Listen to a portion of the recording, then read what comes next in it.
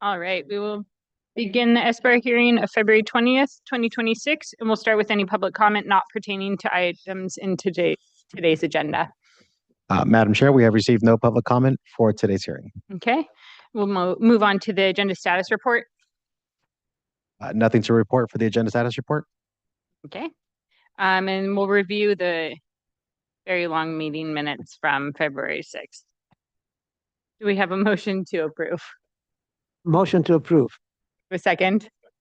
All those in favor? Aye. Motion carries. Not here. I wasn't there, but Okay. Oh, One Robert will can recuse. And also, Amy Tripp was not here either, right? Yeah. The last time, yeah. Oh, did it say that she was? Is that right? Yeah. if you're proving it, we can always find something. Okay, SBAR members informational briefings. Anybody have anything? Nope.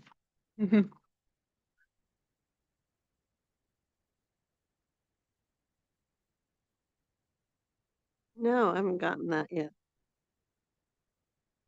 Usually I get For it. taxes. Do you do that every year or is it every other year?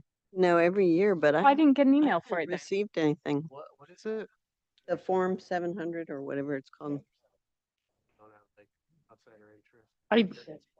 Takes about an hour. If- Yeah, I was gonna say, if nothing's changed, it's a copy over. Oh, I got a tax statement recently. Yeah. For an email. Yeah.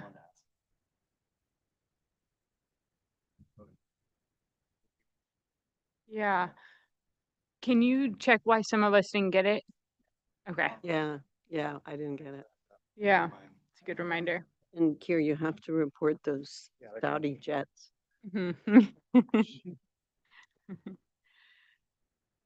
All right, and we'll move on to staff presentation on permit streamlining projects. Good morning, SBAR. Can you hear me all right? Yes. Great. My name is Ben Singer. I've presented before you some of the past ordinance amendments. Alex Tuttle is also here to help present and answer any questions.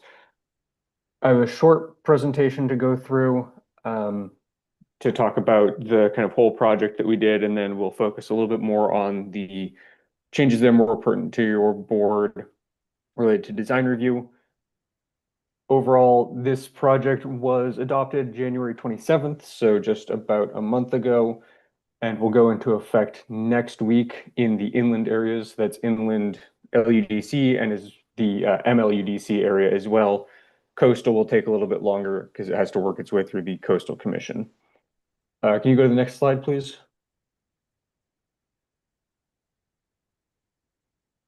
Great. So just a little bit of background on this project in general. We've been doing a series of zoning ordinance amendments. This was phase 2, so that was to address housing accommodation and process improvement. Phase 1, I talked with you or presented to you a little while ago. That was some of the lighting and sign changes, as well as the shopping zone rezoning, which I don't think was ever presented to your board. And then phase 3 is under development still to come, and that's focused around making more permits ministerial, truly ministerial, and additional process improvement. Next slide, please.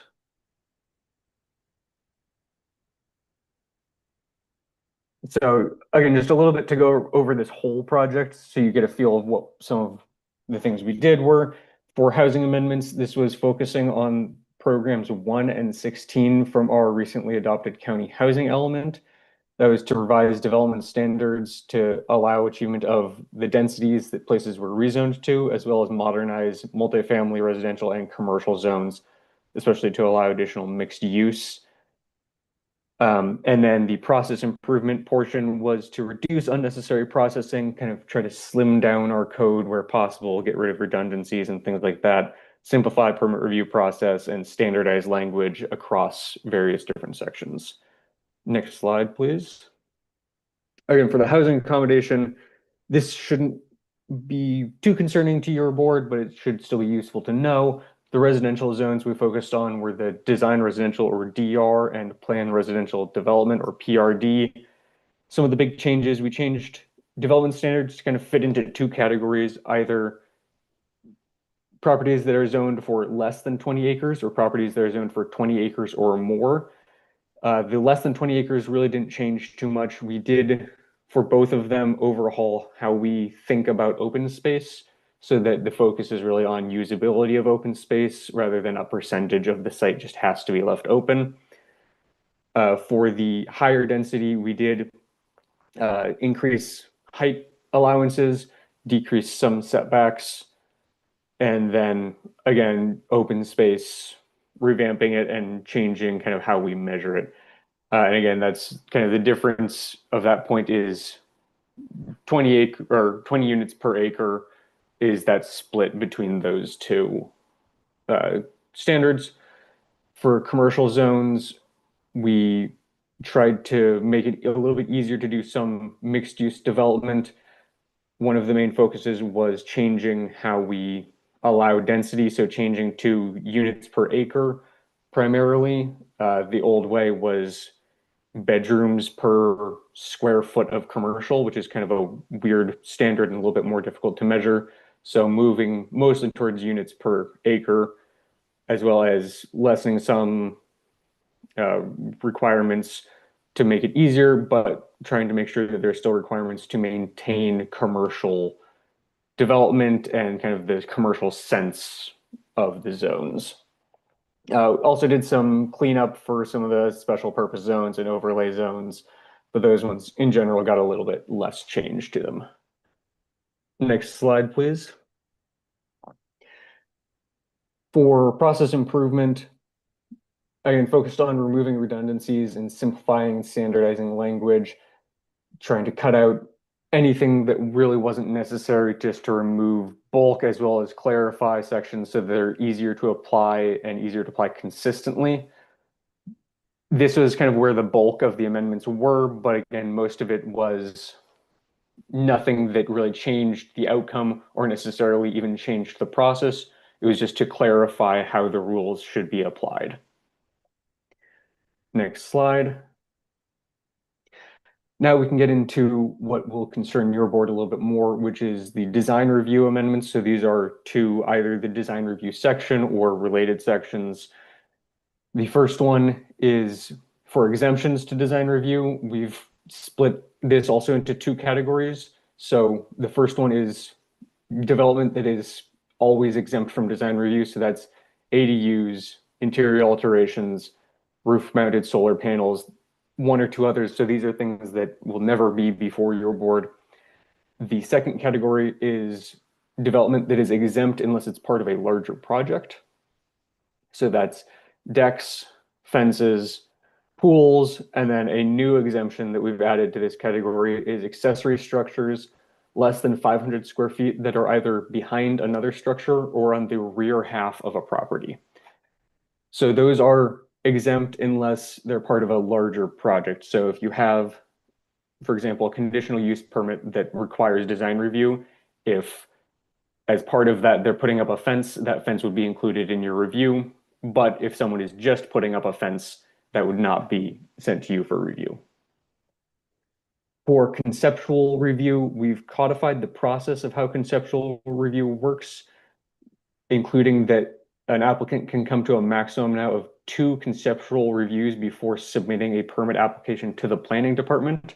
I don't know how often SBAR sees this happen, but essentially someone can submit an application just for BAR review so that they can come before your board, get conceptual review, and then submit their permit application to planning and development.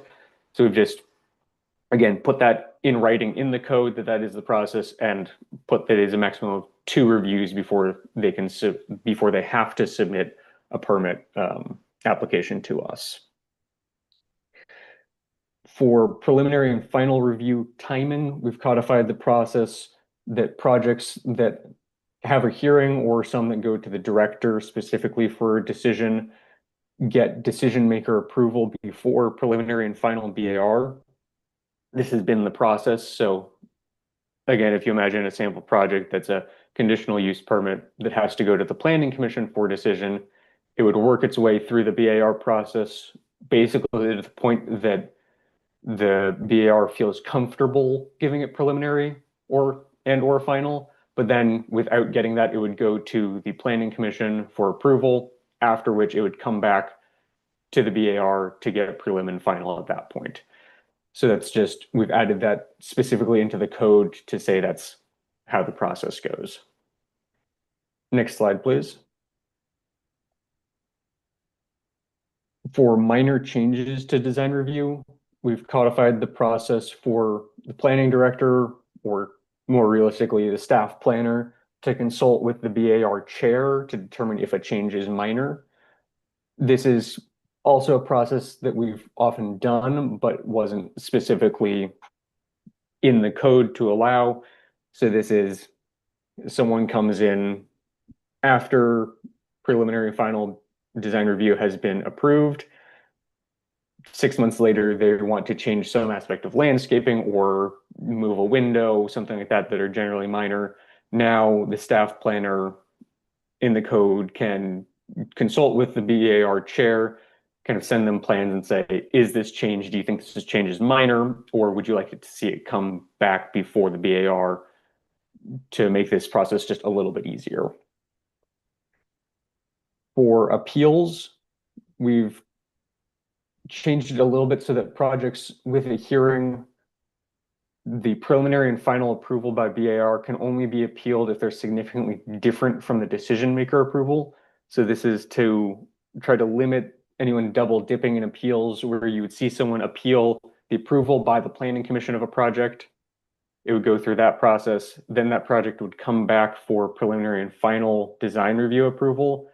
And the appellant would then appeal that decision as well, even though nothing had significantly changed. So this is just to kind of get rid of that ability to appeal repeatedly without any changes to the project being made. And then finally, there's just been some cleanup to the design review section. There are kind of redundant, unnecessary sections that would mention the same requirements multiple times or in multiple places that have just been removed to try to streamline the code section rather than the process, just to clean it up a little bit so there isn't quite as much text in that. That is the conclusion of the changes and of my presentation, but Alex and I are happy to answer any questions that you might have at this time, or if you think of any in the future, you can feel free to reach out to us. Thank you. Thank you. Would you mind sending us these slides in a PDF? I can change Or them to a Jonathan PDF. will. I believe I sent them to Jonathan so that they could be uploaded as part of the record. So they should be It's in the available, but box folder. It's in the box. Perfect. Thank you. We were sneaking pictures, but then we can. Great. Thank you so much. of course. All right. Did anyone have any questions? This is Josh Bloomer. I just had a question about the last slide regarding the appeals. I just want to make sure I understand that strategically for applicants and appellants, and for us in terms of guiding this. So I just want to make sure I understand this correctly. If a project comes through our board and we grant it preliminary approval, if that decision is appealed, and it fails, and then the applicant comes back for final approval and there's not any significant change to the design, then the appellant is barred from filing a second appeal. Is that correct? Am I getting that right? That is correct. That's partially the change. So that process was already codified, that if someone got preliminary approval, that was appealed. Then when they come back for final, if it wasn't different, it couldn't be appealed. So that was already in the code. This new change is that when a permit goes to the planning commission, for example, for approval, and the planning commission approves the whole project, then when it comes back to the BAR for preliminary, that preliminary approval cannot be appealed if the project is the same as what the planning commission approved. So it's to kind of separate the approval of the use and approval of the design and say that the design step cannot be appealed if the design is, substantially similar to what the planning commission approved. And Does that- who would be the responsible party for making a determination as to whether the change was significant or insignificant, which I assume be the trigger for this? That This is Alex. That would be staff. Okay. So normally the process is a project goes through conceptual by your board. It gets to a point where you're ready to, and you say like come back for preliminary, final, whatever, after decision maker hearings. That's kind of the typical process. And so they go get their entitlement, go through any potential appeals of that entitlement, and then they come back to your board after they already have their permit approval for the preliminary final. And at that point, the project is pretty much locked in terms of like square footage, siting, et cetera. And then they're coming back in just for the design details. So the idea is that once that project's been approved and it's more or less locked in, that someone can't then appeal the design again as well. If there are changes to the project, then that are substantive, again, a staff call, then it could potentially be appealable again. But I don't think we typically see that. I think once they've gone through the permit process, the project is pretty locked in, and then at that point, it's just really design issues. if the applicant or the appellant weren't pleased with the staff call, would they push it back in that situation, push it back up to the planning commission to make the call? I guess we'll have to wait and see. Hopefully it won't come to that. You can appeal the planning staff decisions. Okay, I understand. Thank you. I have a question. If there is a proposal with a new residence in an ADU, does it skip the design review process? Because I was told that there were projects that were not coming to the board here over the last year or so because of that. So I don't think that what was just identified in this described that. Right. Yeah, that's that's different. That's a Housing Accountability Act issue. It's not something that was impacted by the ordinance amendments. That's more a state requirement. And I imagine Joe's there and he could potentially speak to that better than I could. But yeah, but my understanding is if you have a single family dwelling and an ADU, it qualifies as a multifamily housing project under the Housing Accountability Act. And Joe, are you there? Do you want to? Yeah. Thanks, Alex. Yeah, so that is correct. When you do have more than two net new units under the Housing Accountability Act, it's only objective standards that can apply. And with BAR being inherently subjective, those projects are not subject to design review. It does have to be like you can't do a remodel of an existing house and add an ADU and have that then be exempt, right? It's a net. Right. Yeah. So and also if like say there's if you're doing a demo rebuild, that would also not qualify based on our read of the law, because it needs to be a net new 2 units, not just 2 new houses being built when you're demoing one. So the trigger there is the net new units. I think the interpretation that's been floating around town is that if it's on a undeveloped property, then that is the trigger for that. But I think the idea there is that it's not about the undeveloped property, it's about the net unit increase, right? Yeah, that's correct. If you can have a multifamily zoned property that already has 2 units, and if you want to add 2 more, that's a net of 2 units. It does not have to be vacant. So how does that apply to the idea that isn't it correct that all residential zone parcels now are R2 in the state of California? Doesn't that give the, That, like, if I that's have a, SB. Yeah, that's you're referring to Senate Bill 9, SB 9, which if you do an SB 9 project, that is also exempt from design review. but if I had in that scenario, if I had a single family dwelling without an ADU and I proposed a second residential unit with an ADU, then I would be doing net 2 increase and then I would be exempt. Correct. From BAR, but you would Yeah, still from need to BAR. go through and get, Sure. building permits and zoning permits.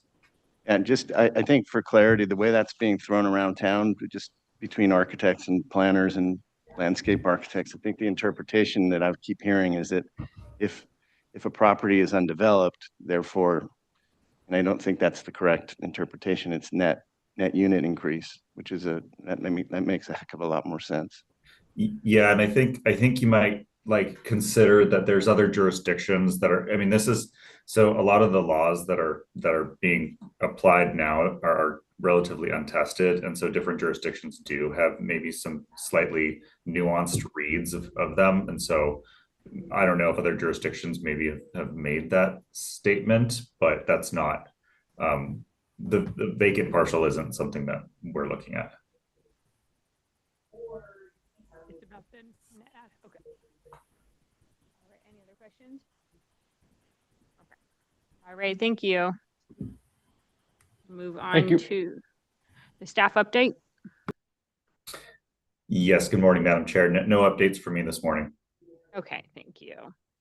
All right, and we have no consent items today, and so we'll begin with item 1, the one addition request of Argishi Abetsan, agent, sorry, you can correct me when you begin your presentation, agent for the owner, David Wen, here for conceptual review of a demolition of an unpermitted covered patio on the first floor, demolition of the replacement of an existing 2-car garage, construction of a 310 square foot living room and bathroom addition, 74 square foot addition to the garage, 122 square foot addition to the master bedroom, and a 747 square foot ADU second floor addition, including a 243 square foot second floor balcony.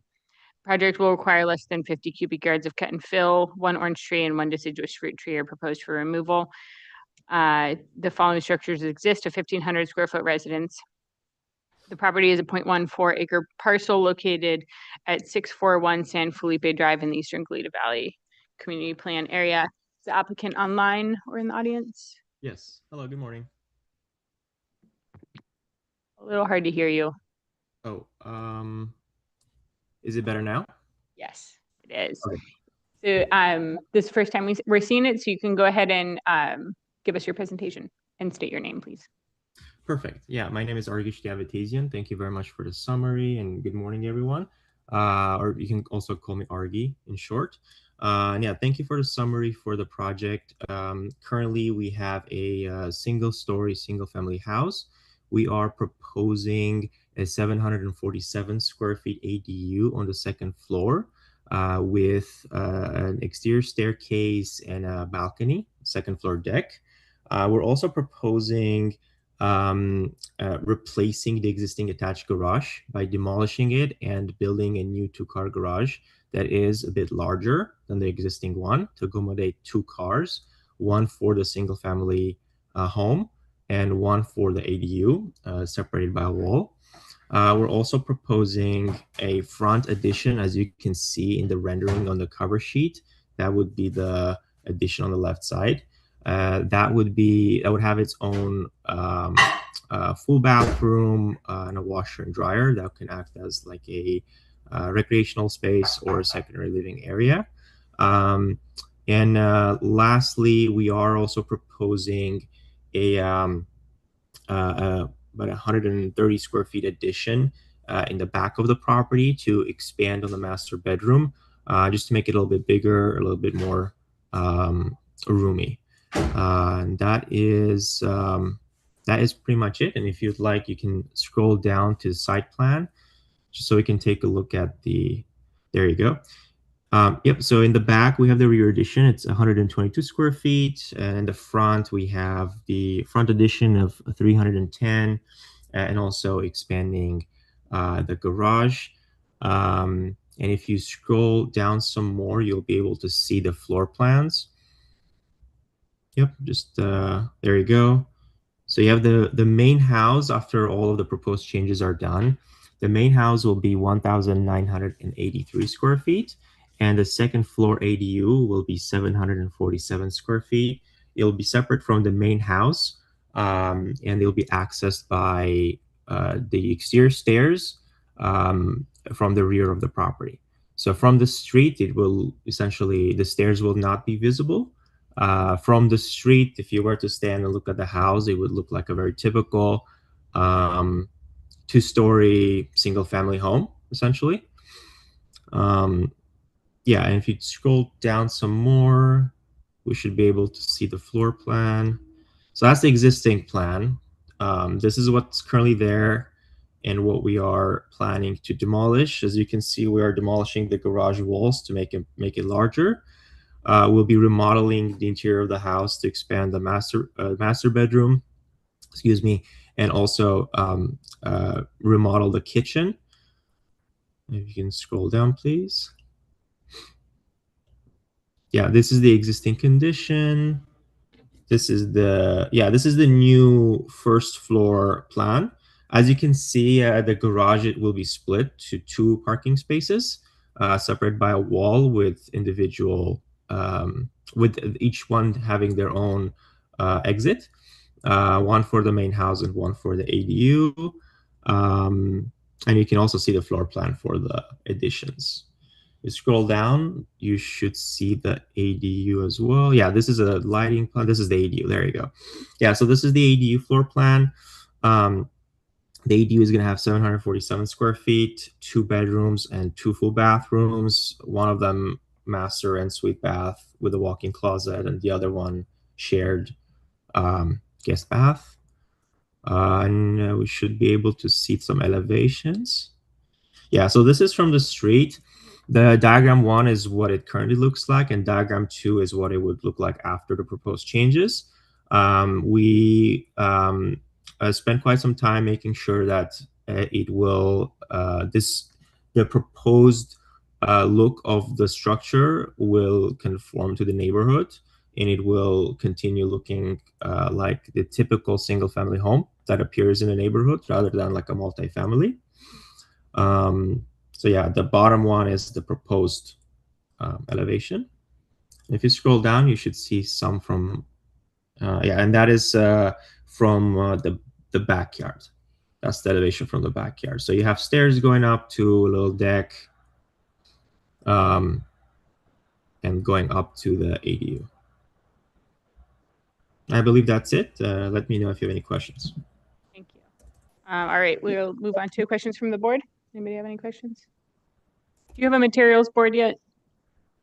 Not yet, but we can prepare one. Okay. Need one more elevation. Any other questions from the board? Going to be plaster then? Is that what you're doing? Plaster? Cement plaster? Stucco? Yes, it will be stucco. It will be the same as the current house. And you have a belly band there at the between the 2 floors? Is that what I'm looking at? No, so it would just be one continuous stucco. Okay. Yeah. Mm-hmm. Yeah, that just highlights the floor joist, kind of where the first floor ends, basically. Yeah. I just have one question in regards to landscape. No landscaping being proposed besides removal of a tree or 2, it looks like. Correct. If I remember correctly, we are only removing 1 or 2 ornamental bushes, and I believe 1 small citrus tree. And then the last question is screening on the north and south property lines. Could you talk a little bit about what's there currently? It's not that clear from the pictures. Is there an Yes. aerial view, Jonathan? There is an aerial view on the conceptual, so we can pull up Google Earth it? Yeah, I'm good to- Want to, Jonathan? Okay. We'll move on to any public comment for this project. Anyone in the audience or online? Let's see here. We have no speaker slips submitted and we have nobody in our attendees column. Okay. We'll close public comment and we'll move on to comments from the board. Start with Josh. I believe I'm correct in interpreting that the ADU is not subject to our design review. So That's correct. won't make any comment on that, but we'll just say that it looks very consistent with the rest of the building. So nice, nice integration by the applicant. The rest of the additions seem reasonable to the project. I'll defer to our expert on side loading sitting next to me for any comments on mass bulk and scale, but I know you're an expert in this area, on this neighborhood, and spent a lot of time thinking about that, Alex. I couldn't resist, sorry. But compatibility with the neighborhood seems great. Architectural style seems fine. And all joking aside, I think the mass bulk and scale are appropriate. These are tricky conversions from these small neighborhoods, and adding second stories and expanding these houses sometimes creates a little controversy, but I think the applicant's been very successful in achieving a nice harmony with that. So I totally support the project that is currently proposed. With regard to landscape, I think it'd be appropriate to kind of improve the landscape with a significant addition and to the property in the neighborhood. So I would encourage the applicant to come back with some suggestion of improvement there. I don't think they have to go hire a team to do that or spend too much money. I think the applicant probably can just indicate some improvements to at least to the street side, public facing elements. And that's all my comments. Yeah, I agree with the comments. I think the architecture is fine. I'd like to see a site plan with some improvements, especially trees. You're going to 2 stories. I know it's an ADU, but anyway, maybe another tree in the back as well. But some kind of landscape will be important. Thanks. Yes, I agree with some more improvements to the landscape in the front. It is a big unbroken 2-story wall on that side. And if there was anywhere that you were going to work on architecturally, it'd be on that side to do something to that. We're not reviewing the ADU, but it is sitting on top of your downstairs. So if there was any detail that you can add there to break up that 2-story wall, that would be helpful, or maybe some landscaping on it. But otherwise, I think you've done a good job, and the garage in front really helps it from the street. So I support it. Okay. Could you pull up sheet 5.4? With the deck being up at the upper level, like that, right adjacent to the neighbor, I was going to suggest that maybe there on the proposal on for the railing on the right, maybe that could be like more like a solid wall where it's adjacent to the neighbor, or some way of like kind of alleviating some of the potential privacy concerns, because it is right against the property line. I'd recommend either potentially making that like a solid wall or introducing planting along the property line, or a combination of the two, just to alleviate any potential kind of privacy concerns.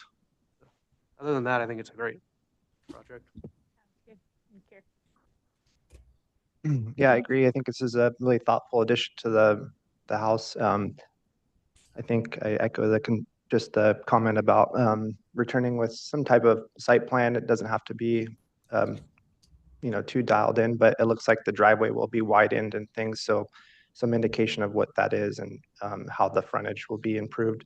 I think it's it'd be a really nice addition to the property to fix things up as you add this building, I think it definitely calls for it. So, but otherwise, I think it's a pretty straightforward, good addition. Great. I agree with the previous comments, especially echoing the comment regarding some improved landscaping in the front yard.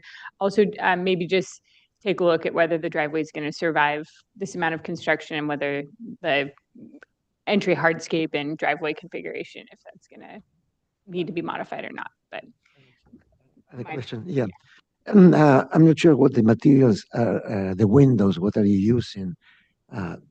Is that vinyl or fiberglass, wood?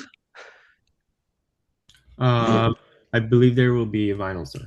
Yeah, but fiberglass, it looks a lot nicer. It's a little bit more expensive, but I'm not sure where. If possible, I suggest that you may want to upgrade it to fiberglass. Just a suggestion.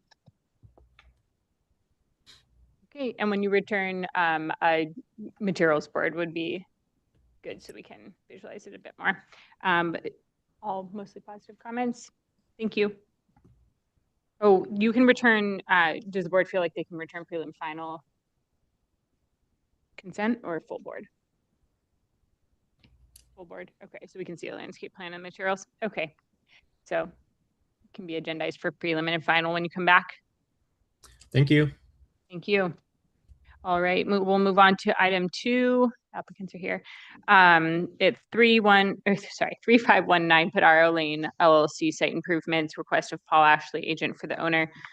Zoran Balbas, the 3519 Padaro Lane LLC, here for conceptual review of a residential remodel of a 1,912 square foot single family dwelling, up 1,302 square foot garage and accessory structures, and a new 5-foot diameter by 4-foot high cedar hot tub, 3-foot diameter gas fire pit, wood deck, remodeled patio area with sand, and a low stone wall and new landscaping.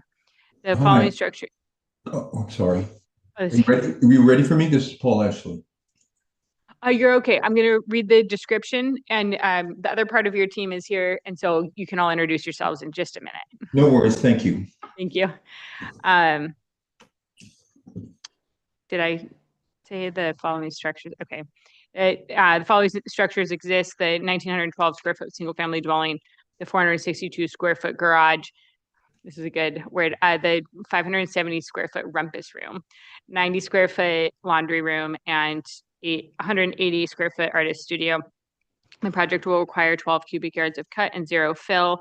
Property is a 0.39 acre parcel zoned 8R1, located at 3519 Padaro Lane in the Toro Canyon Community Plan area. You can go ahead and I'll state your names and give us your presentation. Good morning. This is Paul Ashley, architect. Paul, why don't you hold off for a second, please? Sure. Yeah, this is Mark Lloyd from LNP Consultants, Chair Grubb, honorable board members, representing the project as agent. I have the owner, Zoran Balbas, next to me here, and then Paul Ashley. Remote is our architect. Just a little bit of background as to how we got here. As you note on the scope of work on the plans here, this project has a zoning violation against it. At a point in time, the owner did some vegetation removal in the backyard area. We had queried P&D about the appropriateness of that in regards to whether that was an exempt from permit operation or not. We're informed that it was deemed to be an insignificant alteration of the dune area, and therefore we were exempt. Neighbor complained, that raised up, and then planning and development zoning enforcement came out. And in their studies, once a notice of violation report is made, they start looking at other criteria or other improvements on the property and the permit trail of that. And it turns out that sometimes, we think back in the 80s, there was a couple additions done to the property. So that all got piled in the zoning enforcement action. And so we are here today before you for review of these unpermitted improvements, which Paul will cover, and then some of the landscape features in the backyard. So that's sort of a background for you. Paul will make his presentation. I'll kind of come in and back clean up. So Paul, go ahead. Yes, thank you. I don't know who's coordinating the screen view, but Jonathan, if you could, so you can direct. Yeah, so you see at the top, it says scope of work, and there's a list of items right below that. Could you just blow that little zone up a little bit? Because what I want to do is clarify what we're actually reviewing today, and it's broken down into categories. As Mark mentioned, there was a violation. The violation letter is on the second page of this set. It was concerning the new cedar hot tub, a little gas fire pit in the ground. It's new wood on an existing concrete slab in the dunes. I apologize, I misspelled dunes, my bad. And then we cut a little bit of a grading area to create some sand patios next to the backyard deck, which you'll see. So that's one category of approval items. The next one is remodeling to the two existing buildings. There's a single family dwelling, and then there's a garage with an attached artist studio and a second floor cabana. Our revisions to the residence, you'll see it's some exterior doors and windows. We took off wood handrails and we put in glass and wood handrails. The vertical wood siding was replaced, and there's some horizontal siding as well. And all the cedar and all the exterior deck boards was replaced. And there's landscaping in the beach dunes. The last item we're looking at here is the garage has a second floor space above it, which seems to be legal. In 1961, we got a land use rider for a second floor rumpus room. That being said, our planner, Willow Brown, says that rumpus room is not really a category anymore, but that second floor space will work legally as a cabana. So I have relabeled that second floor space as cabana throughout this entire set. Now, behind the garage, there's a small artist studio with a powder room, and then there's a deck above it. And as we go through the drawings, you'll see that's outlined in a dashed bright red line on my drawings. So what we were trying to do is get that space approved, even though it's existing, get it approved as a new structure, if that makes sense to you. Yeah? That's my overview. We can start to go through the drawings if you're ready. Starting on that first page right there, you see that's part, I'm sorry, the property is really long and skinny, so that survey is split into two pieces. And you see the garage on the left, there's a tiny laundry room, and then that red box is the quote unquote artist studio, which is existing. And as Mark has said, we see it on aerial photos from like 25, 30 years ago. Then to the right is the single family dwelling. And if you drop down below, it's the beach side of the single family dwelling with the sand patios and landscaping. Okay. Scroll. This is our notice of violation, which you probably all have copies of access to. And I simplified the elements in here on my list. Very good. Thank you. Now, these sheets here, if you can get the full sheet on one page, thank you. All my sheets show the demolition plan above and the proposed plan below. So there's the garage on the left, again, laundry space, and the quote unquote artist studio with a powder room, and there's a little utility space behind it. That red box is existing, not legalized space. We're looking for approval today. Keep going. Here's our single family dwelling. On the top, I'm showing the exterior doors and windows that were removed. And on the bottom, I'm showing what they were replaced with. In some cases, doors were replaced with little round portal windows. Some cases, windows were replaced with French doors. I'm also noting that all the wood deck around the single family residence was replaced with new cedar. Scroll down. This is the beach side. So on the top, you can see that right outside of our wood deck in the beach side, there was a wood walkway going to the concrete platforms that had old painted Trex on them. That whole area that's slashed was, the plants were demolished. Down below are the new conditions. We created two little quirky roundish spaces as sand patios. The top space has the cedar hot tub, and then to the left, it shows hot tub equipment. And then the bottom space has a little round rock circle that would get a round gas fire alarm for gas heating. There's a few stone steps up, a sand walkway to the right, and then the same concrete platforms that have the new cedar decks on top of them. And you can see I hope you can see my little hatch, which shows the extent of the landscaping. I've got about 890 square feet of landscaping total, about 500 square feet of the new sand. You can keep scrolling, thank you. Second floor, this is the second floor above the garage, which was a rumpus room. We're now calling it a cabana. And then that open deck is sitting on top of the artist studio. So on the right, I showed as a red dashed line as new space. Keep going. Scroll down. second floor of the single family residence. Only changes here are changing out some windows and French doors, et cetera, et cetera. Okay, and the new handrails on the decks. I apologize, the new handrails. Yeah. This is that front building, the garage in the front, upper right corner, that's the front of the garage. I'm sorry, the two drawings at the top are the demolition and the two drawings at the bottom are the new. So if I look on the left at the top, I see a wood railing, and then down below, I see the wooden glass railing, and then change of the cedar siding. Keep scrolling. This is the other two facades of that little building. On the upper right, you see the doors and windows of the artist studio have been replaced. And you see the wood railing on top of the artist studio has been replaced with glass and wood, and the cedar siding has been replaced as well. You'll see that on the back elevation where the door to the artist studio is, and on the side elevation, upper left, where the window was replaced and the railings. That's it. This is the single family residence. Top is all the demolition and bottom is all the new. So starting on the bottom upper left, the new glass handrail, bottom first floor below, new windows and a casement, new window in the kitchen, and all the way to the right, a whole bunch of little portal windows that look out into the front patio. And then the second floor deck on the right and first floor deck on the right have the new wooden glass handrail and new cedar siding. Okay. The other long side of the building, there's not much there. Just one door into the bathroom. The only changes here were the cedar siding and the wood railings to glass railings. Okay. Okay. These are the new French doors and windows that were installed. Not all the windows on the project were replaced. Not all the doors were replaced. This is tabulating those. There's a little photo of the exterior light fixture, downlight. And is that it for the set?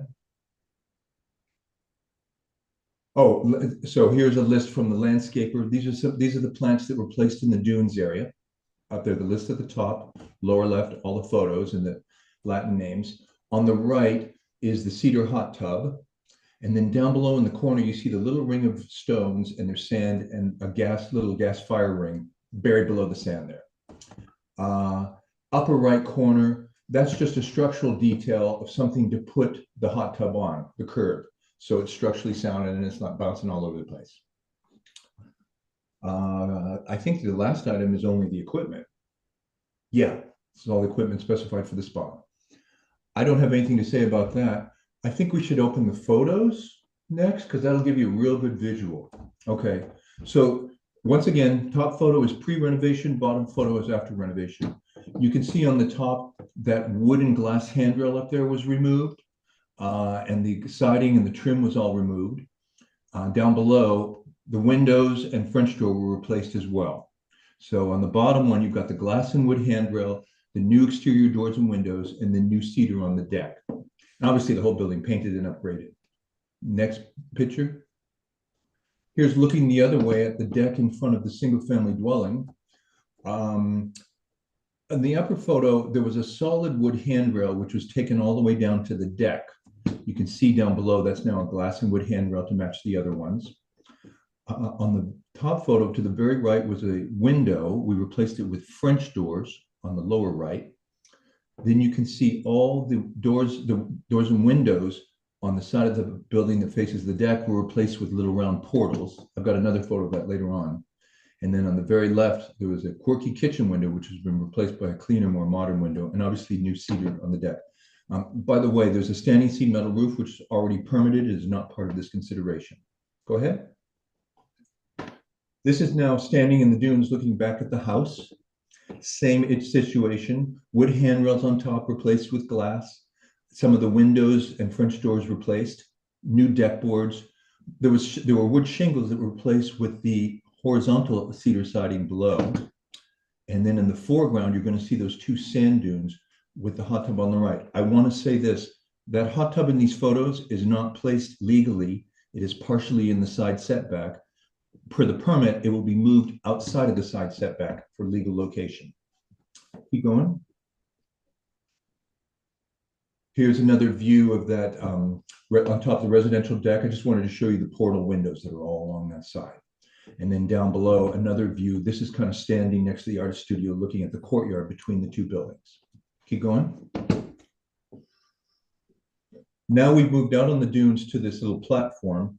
So there are some steps, 2 different decks. Those are all poured in place concrete pads that were existing.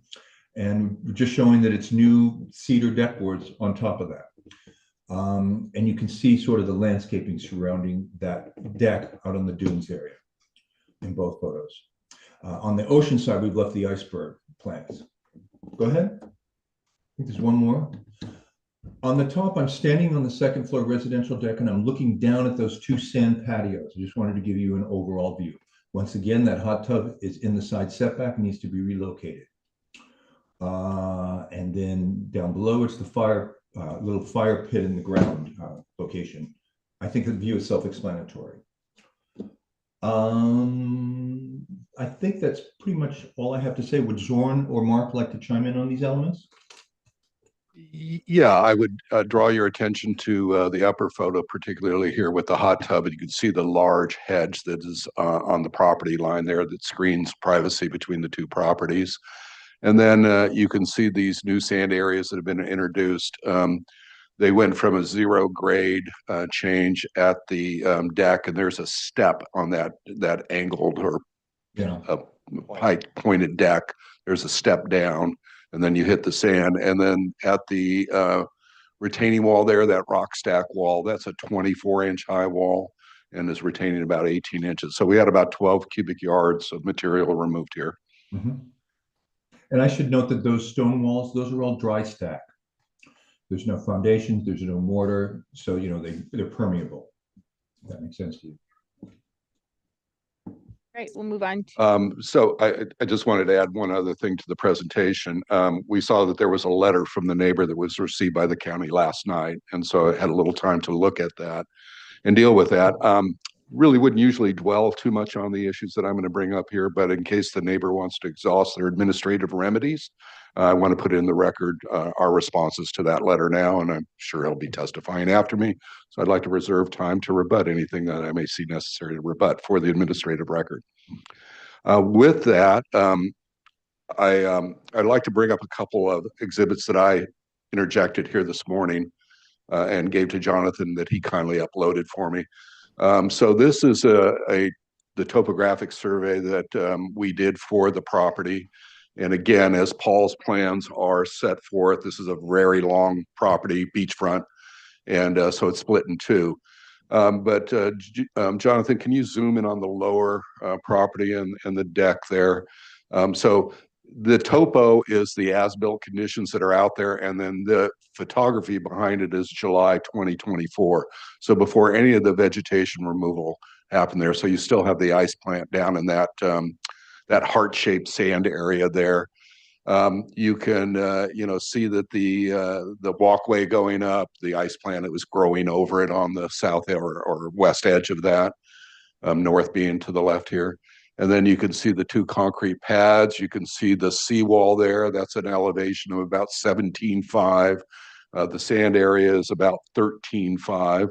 So you've got about a 4-foot rise in elevation from the seawall. You saw those photos. We believe the backyard's relatively screened from public views at the beach. And then you can see the neighbor's property next door on both sides flanking us. And you can see that virtually all of our improvements are also behind what would not only be a string line between houses, which is the applicable policy, but a string line between their decks and other improvements. And so we're back behind that. Can you bring up the other? To interject, what string is the string line shown? It's not shown on here. Oh, that's what we were. Okay. Yeah, I'm just, you visually, you can see on the lower end, that's the neighbor's deck. In fact, it's off screen even protruding, and you can see, and I'll actually go to another photo. Jonathan, you bring up the other photo. This is one we did and zoom back out, Jonathan, please, and then we can zoom in. This is a photo and survey we did when Zorn first bought the property back in 2024, and we were actually looking at some flood study stuff for him. So the yellow lines and the magenta lines you see in there are flood plain considerations that he needed for a FEMA certificate. But we have topo there. But why I did this, you can see our property outlined in the black, and then you can see the neighboring properties each side. So you can see on the neighbor to the east, which would be on the lower part of the sheet there, how far out their deck extends and their you know, I mean, these access to the beaches are kind of mimicking each other in each property. You know, a small trail to some sort of platform that's at the top of the seawall, and then steps down and a path to the beach use. And then on the upper side, or to the west of our property, you can see that property's deck.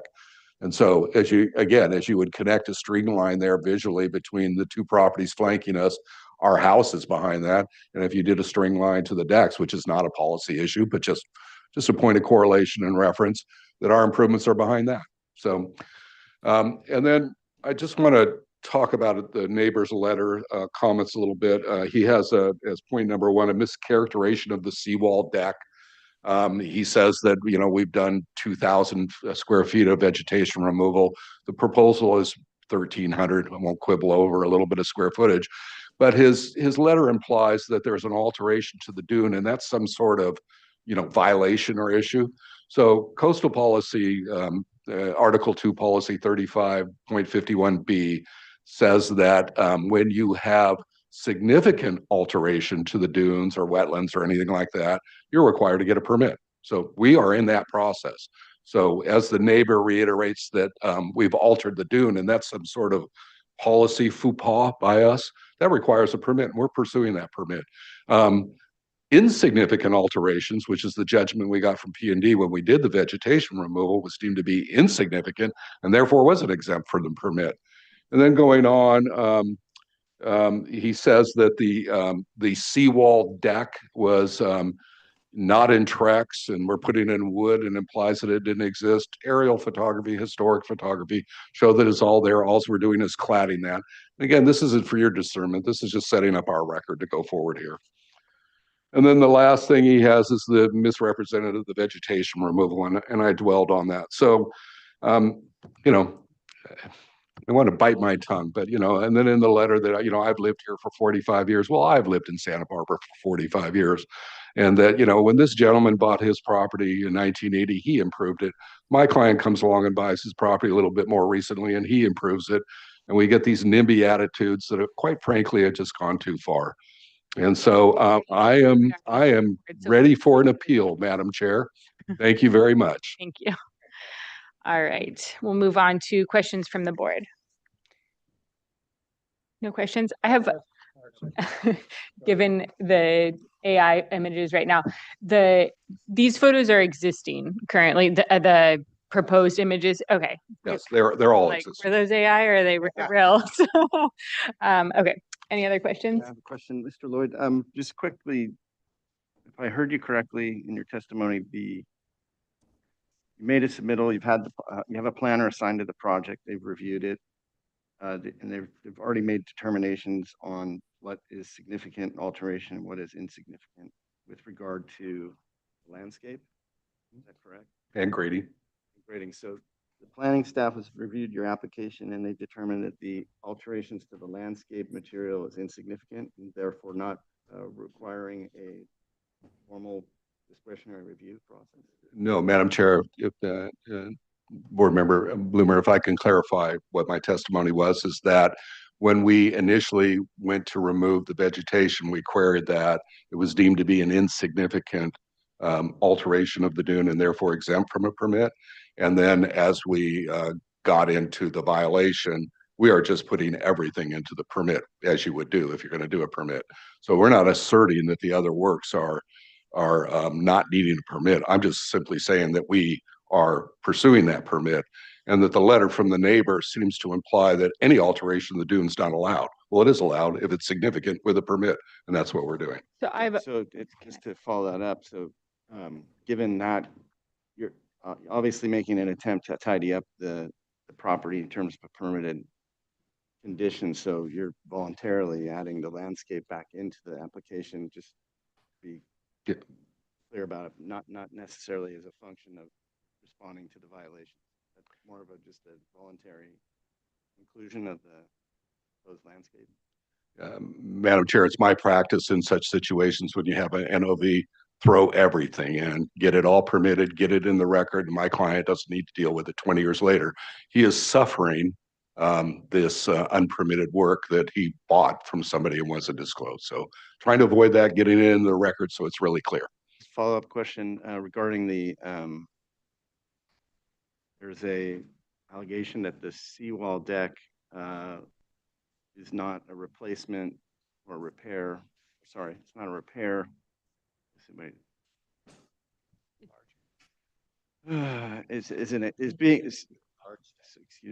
It's an expansion, not a replacement or repair. So you, in your testimony, you said you've studied historic photography, obviously. And can you just clarify We're not in public comment yet, so it's, yeah. what the resource you had there for the photography and what year?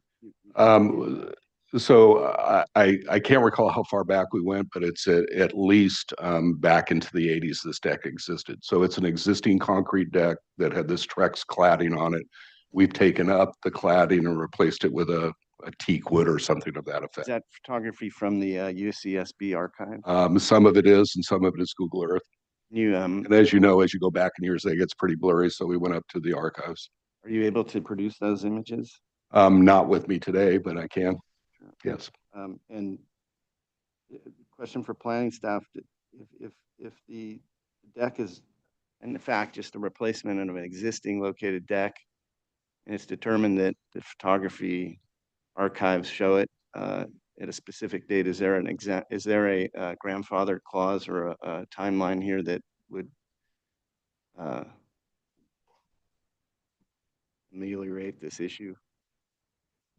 So Madam Chair, I think with this question, it's a little bit complicated. It would depend on the scenario. If and when the decking was originally there, if it predated the requirement for permits, or that's my question. What would be the date to put on that?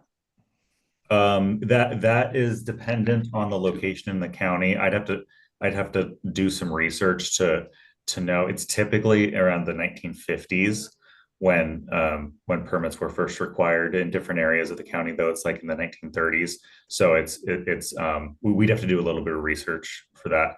But in general, I would say I wanted to just point out the comments about the landscaping and the full scope of work. When there is a permit that is required, we as staff ask that the whole scope of the project be included in the description so that we can communicate all of that in the project description. So that's what's being done here.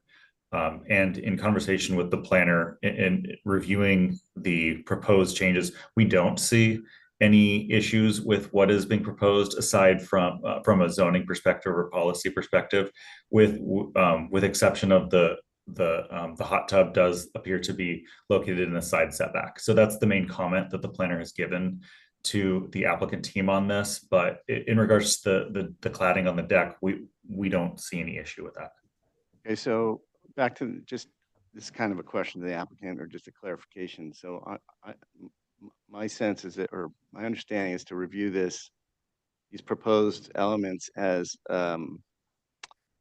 allowed uses that conform to the current zoning and policies of the county. So the applicant's not necessarily leveraging the grandfather clause of a pre-1950 structure. That's not your intent, unless you tell me otherwise. If that's the case, I'll look at it that way. But otherwise, I can look at it. I think the way the planning staff. Are you asking if it would be able to be permitted as a new element today? It sounds like what I'm hearing is that it was probably constructed somewhere in the 80s, and what I heard from Joe, without any research, it might have to have been built before the 1950s or 60s, which puts it kind of out of that range. So if that were the case, we would ignore that issue and review it one way. We're going to be, I think, looking at it just as a matter of an allowed use. Just to clarify from that point of view, the original land use permits for this building are like 1959, 1960, 61. So it seems like it was land use permit in 59, the house and garage were constructed in 60, and then the second floor rumpus room in 61. So we're not going all the way back to the 50. Just want to clarify that. And I have those land use permits if anyone needs to see them.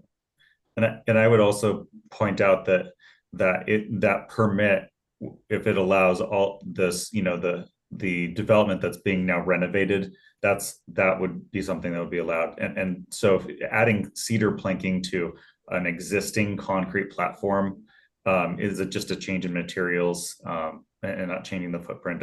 We as planning staff don't see any issue with that. And Madam Chair, just for clarification, in my experience, the operative date is the adoption of the LCP, the original adoption of the LCP by the Board of Supervisors in 1982. Okay. I have a couple questions.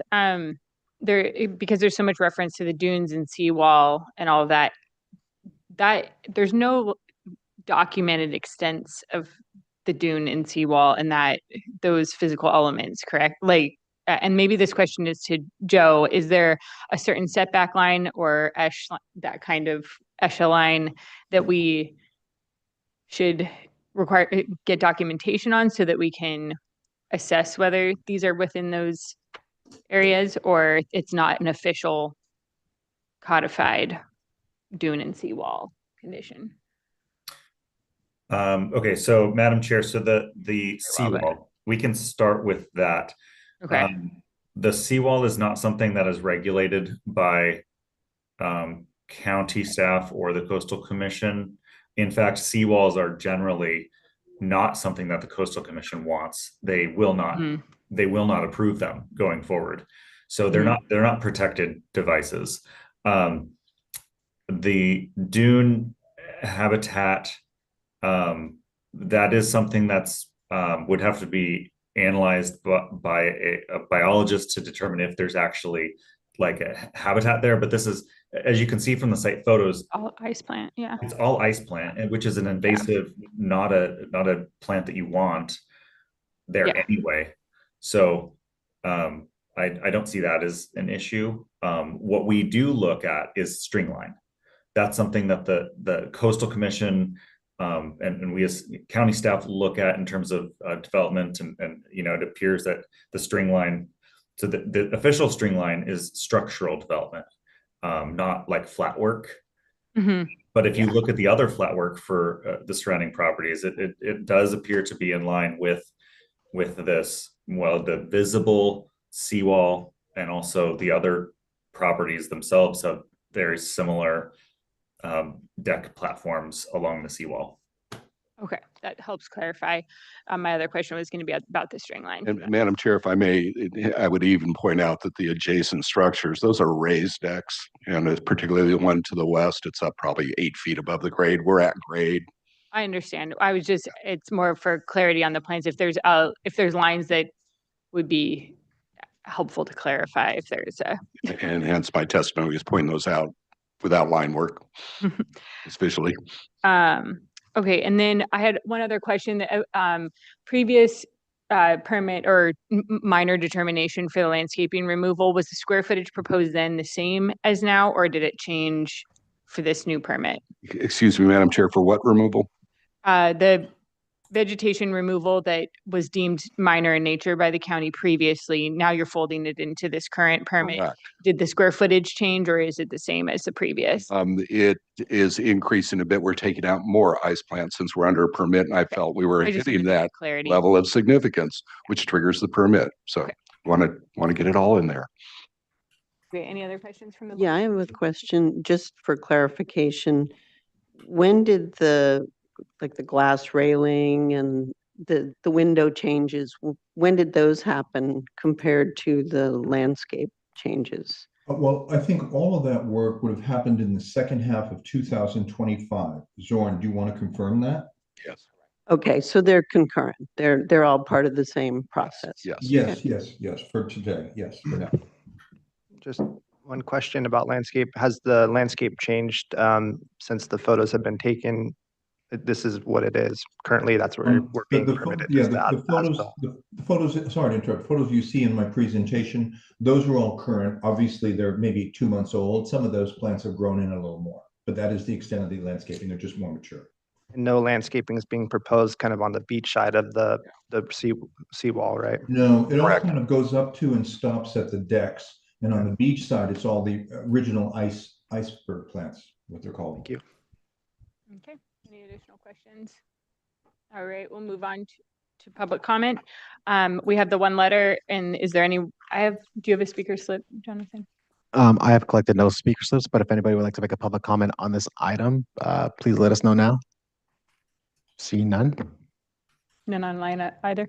Nobody online either. Okay. We'll put the letter on the screen. Mhm. What was that? Yeah, just for the record that it goes in. There you go. Oh, your microphone, sorry. I can read it. Okay. Yeah, the summary at the end is accordingly, we respectfully request that the board decline to approve the project as presented, require accurate documentation of existing and disturbed conditions, evaluate the seawall deck as an expansion rather than replacement, and require removal, reduction, or meaningful redesign of the dune located amenities to restore compatibility with the surrounding neighborhood. And the rest is on the screen and in the county's documents for the record. And we will close public comment and move on to comments from the board. We'll start with Val. Jonathan, can you go back to the letter for a second?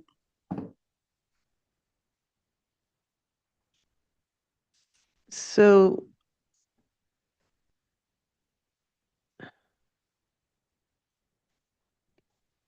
why are they saying evaluate the seawall deck as an expansion rather than a replacement? Is that a question to me, Madam Chair? it is a question. I can't speak for the applicant. I think what he's trying to imply is that we're expanding the decks and therefore we would be proposing to expand the concrete underneath, which we're not doing. We're replacing the deck, You're covering the existing concrete. recladding the Recladding. concrete deck Okay. with a different kind of wood. Okay. That Trex, So- my owner, thinks it's not the finish he wants. Right. Okay. I can just So- suggest, Val, it might be worth requesting as a comment that we have some form of documentation of the prior condition, which I think is shown in the files that you showed on the screen, but we didn't have it in our folder. To interrupt on that, we do have when Zorn purchased this property, what, a year and a half, 2 years ago, there are photos of that existing deck and the two decks, platforms and the existing steps covered with the painted Trex. So we have that from the real estate purchase. Zorn could also remove one or several pieces of the new cedar planks to show the concrete underneath if that's required. Okay. So Yeah. well, with that, I'll go ahead and make my comments. I do put a lot of emphasis on the string line, and I feel that there is the right of the property owner to enjoy the benefits that the rest of the neighborhood is enjoying. I also don't think that ice plant is a great solution on the beach.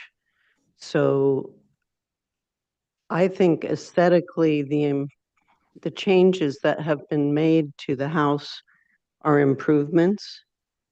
And I'm sorry that this has turned into a neighborhood controversy. And I hope that you can resolve it. But I think aesthetically, your approach is good. And,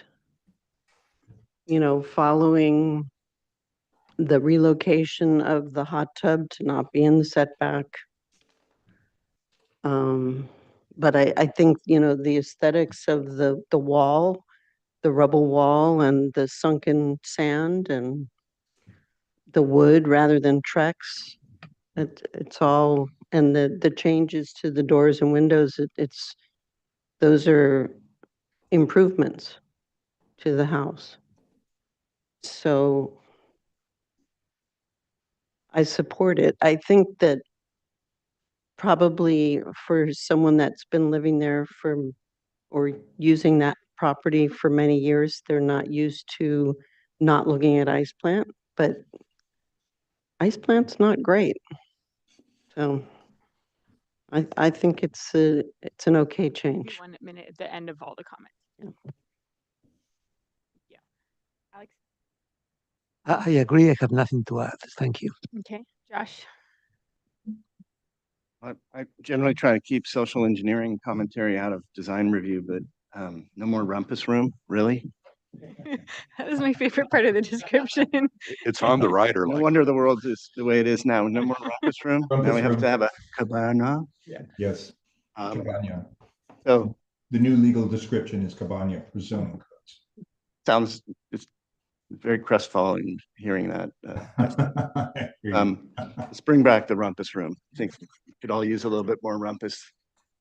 But all joking aside, this is a serious issue, and I think it's gotten a clear amount of attention. I appreciate the applicant's clarity, and I appreciate the clear testimony from the neighbor who's concerned here. So all due respect to that, I just would like to start by saying, when I look at this, I've looked at your drawings very carefully, and I've looked at the photographs.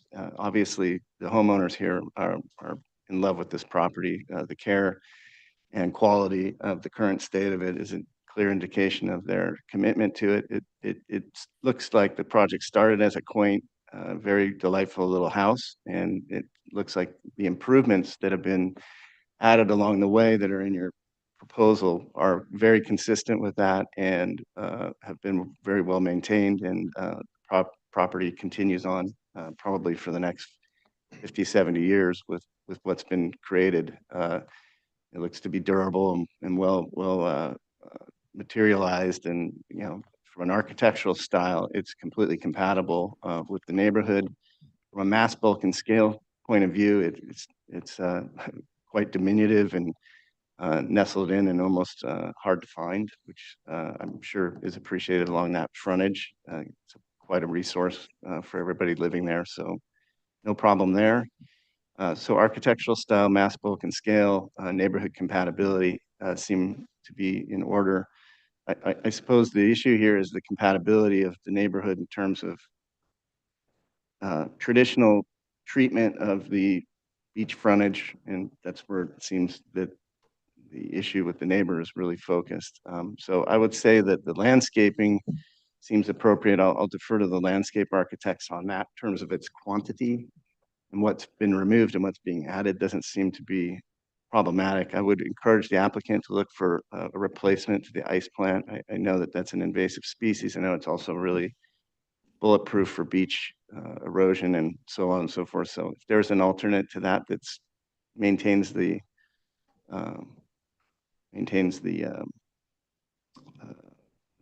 integrity of the soil and sand without the ice plant, that'd probably be something this board would appreciate seeing.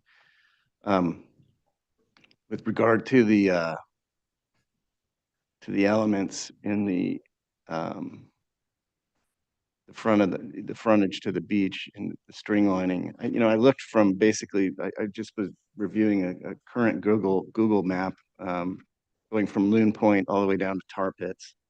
I'm looking at every single residence abutting the beach, and it's hard to find a precedent that supports the testimony of the neighbor.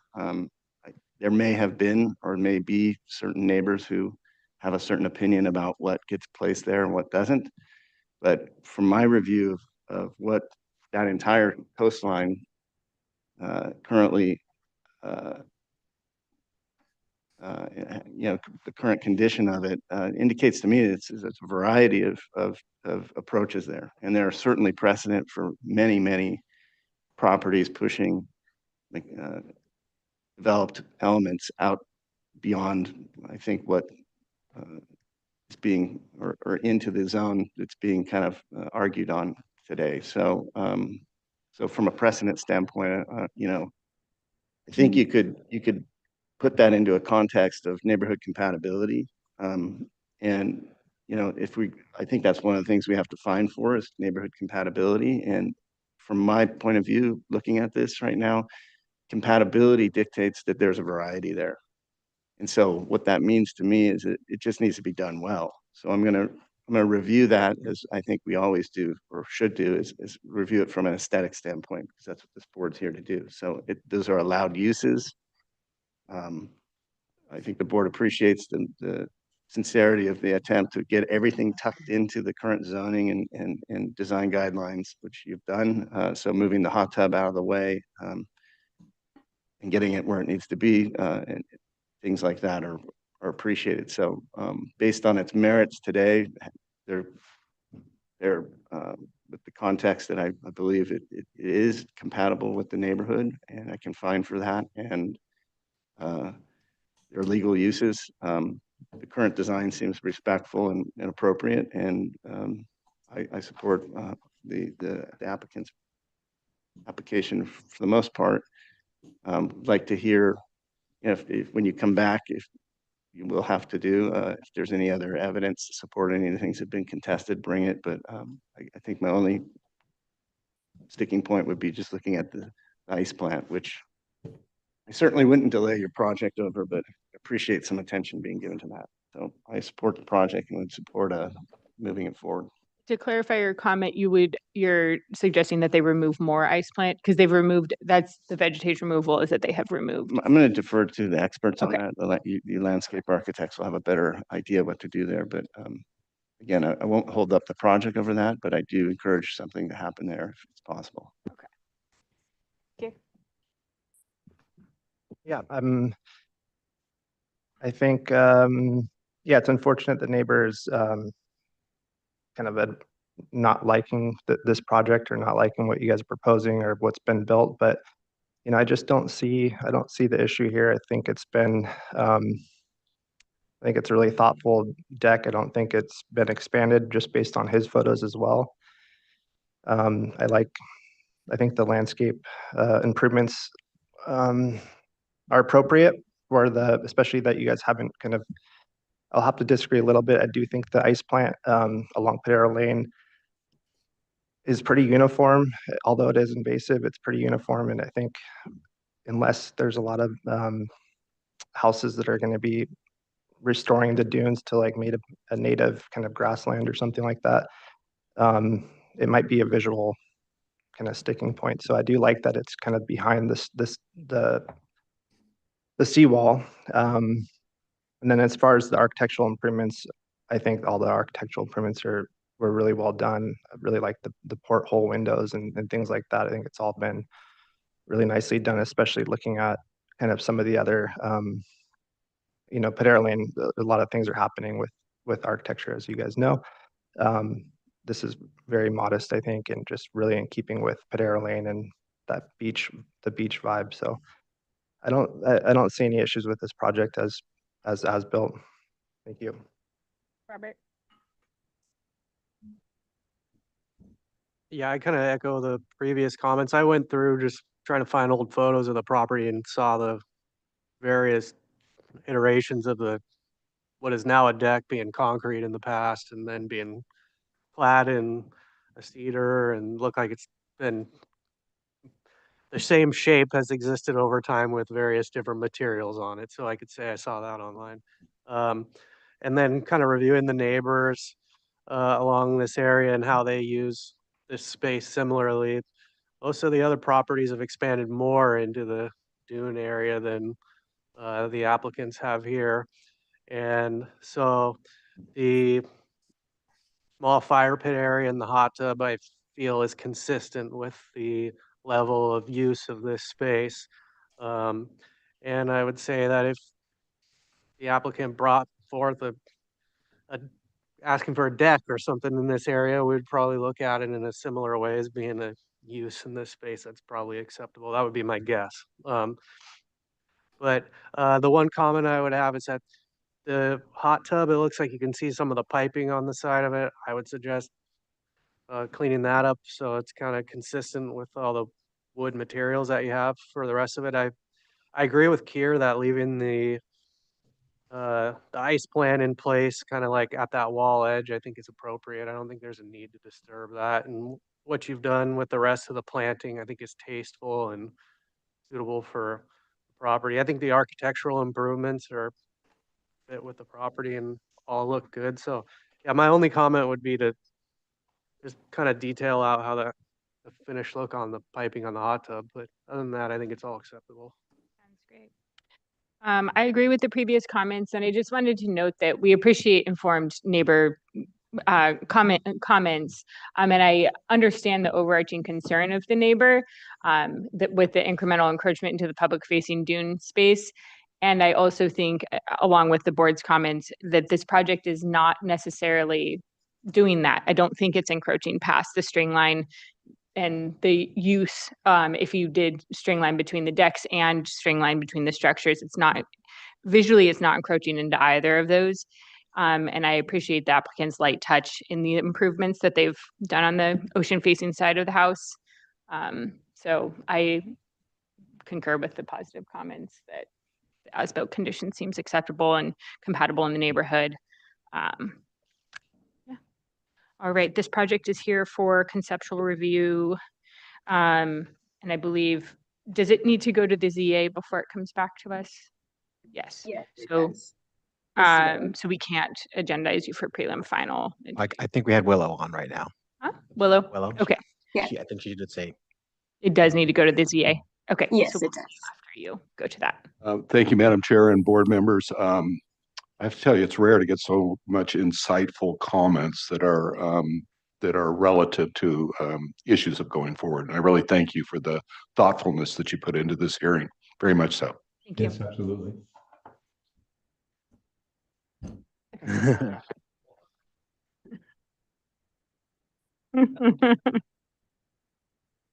Pat ourselves on the back now.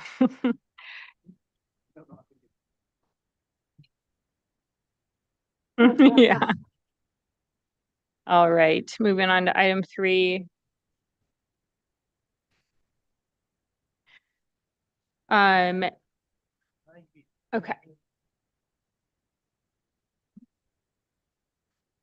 All right.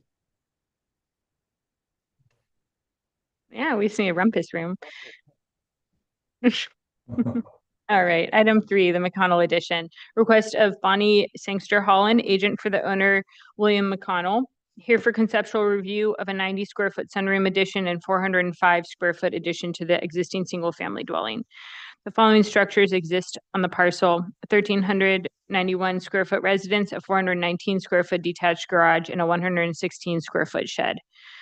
The project will require 10 cubic yards of cut and fill.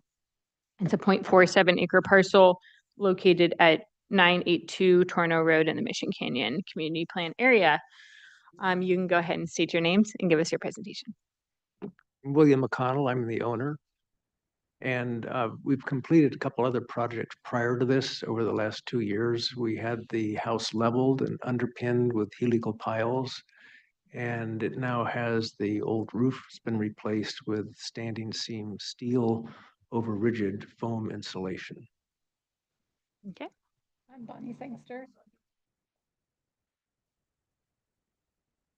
Bonnie Sangster Holland, architect and agent for the project. If you could go ahead right to the cover sheet.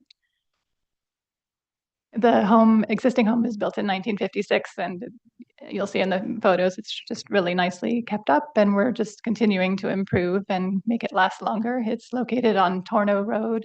That's a little bit of a hill climb up from Foothill at the intersection of Mission Canyon. And then you drop down this little switchback driveway to the garage and home. And we're splitting the project into 2 phases just for feasibility. The phase 1 and phase 2 will be 2 different building permits. The deck is existing on the south side, and then it's a hillside slope.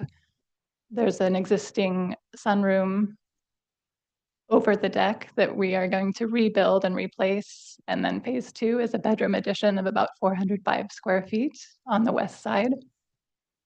And if you could just go right to the photo package, we'll go through the existing. So this is coming down the private driveway from Torno Road. And the home is to the right. You don't really see it from it's even a private driveway already, and then turning in. This is the switchback down to the garage, and then the house drops down. It's 1 level, and then in the 70s, actually the approved basement was called a rumpus room at the time, so we have a rumpus room too. All the rumpus rooms today. And we're just going to take a little walk around the house. The roof to the left is an existing shed which we would really like to keep. Unfortunately, we haven't found a way around the zoning issues. It's in the setback and it's a little oversized. I don't know if there's anything that the board can say that would help support keeping it. If so, that would be appreciated. Other than going to a variance, which I'm not sure is promising to do, we are regretting to think that we have to remove it. We can keep going around the house. So there's a little separation between the garage and the house. And beyond that is where the new bedroom addition will be. We're going to go to the left. So you're looking at the front door, stepping down, and you're seeing the new metal standing seam roof. The house is a combination of stucco and wood, board and bat. We'll be matching the stucco with the new addition. And then anything that's wood we'll be doing with fiber cement instead, but we'll basically be matching all existing detailing and materials. And there you're looking at the shed, which is also really well built. We would like to keep it, but it's in the setback and we don't have a solution to resolve the zoning issues with that. The deck is going to be entirely replaced. It's just showing its age and will be replaced with heavy timbers and fire resistant TimberTech Class A decking. But the footprint will be the same basically. So there you're looking south over the slope. It's a silk floss tree that will be existing. We're not removing any trees or landscaping. And we're gonna see from the south now, we keep going. This is over the deck and you're looking just at, on the right there is the as-built sunroom, which we're gonna replace. This is looking up to the deck and the basement, which was converted to living space in the 70s, underneath it. So at the right, the house is still under about 20 feet high, and on the left, where the addition will be, is about 14 feet high above grade. All of the existing gardens, kind of terracing down, will remain. The cycads there will be removed. And that's the corner where the addition will just be an extension of the same profile of the existing house. This is a closer view. There used to be a hot tub and a deck there, so there's already kind of a terrace that makes a sensible place to do an addition. And that's the garage beyond, and then the road above with the yucca. So this is really the only area at that little corner where we need to replant. They had some bamboo that was cut out for fire safety. And this is the aerial view. There's a neighbor immediately to the west. Number one is the top of the driveway, 2 is swinging into the driveway. The pink tree is the silk floss tree at the corner of the deck, and then the garden terrace. All of the other neighbors are well screened. It's a very private site. And that's just the topography if we want to go back to the other set. And we can keep going through the pages. Those are the same photos. These are existing and proposed floor plans, starting with, I just named it a basement, but it really is a rumpus room. And on the left in the middle, you just see the, maybe stay with those blue highlights that just shows the small area off the kitchen was already popped out from the original floor plan. We'll be bringing that up to code and fully replacing the sunroom. And then the bedroom is just continuing the wing to the west. And we can go to the elevations. It's just an enlarged floor plan. Starting from the upper left, existing north elevation, and below that to the right, you just see the back of the bedroom addition, very modest. And then the south, continuing below that, existing, you just see it's basically the same thing with the addition added to the end. The roof line follows, it's a low pitch 2 and 12. And you can see the sunroom being replaced in its place as is. Upper right is the existing bedroom windows. Those will be actually reused on the south side. The sliders, and as well as some of the fixed light, will be used on the sunroom. And for privacy, we're not doing any windows on the west. And really no changes to the east. You're just getting another view of the sunroom and the deck there. The railing will do a hog wire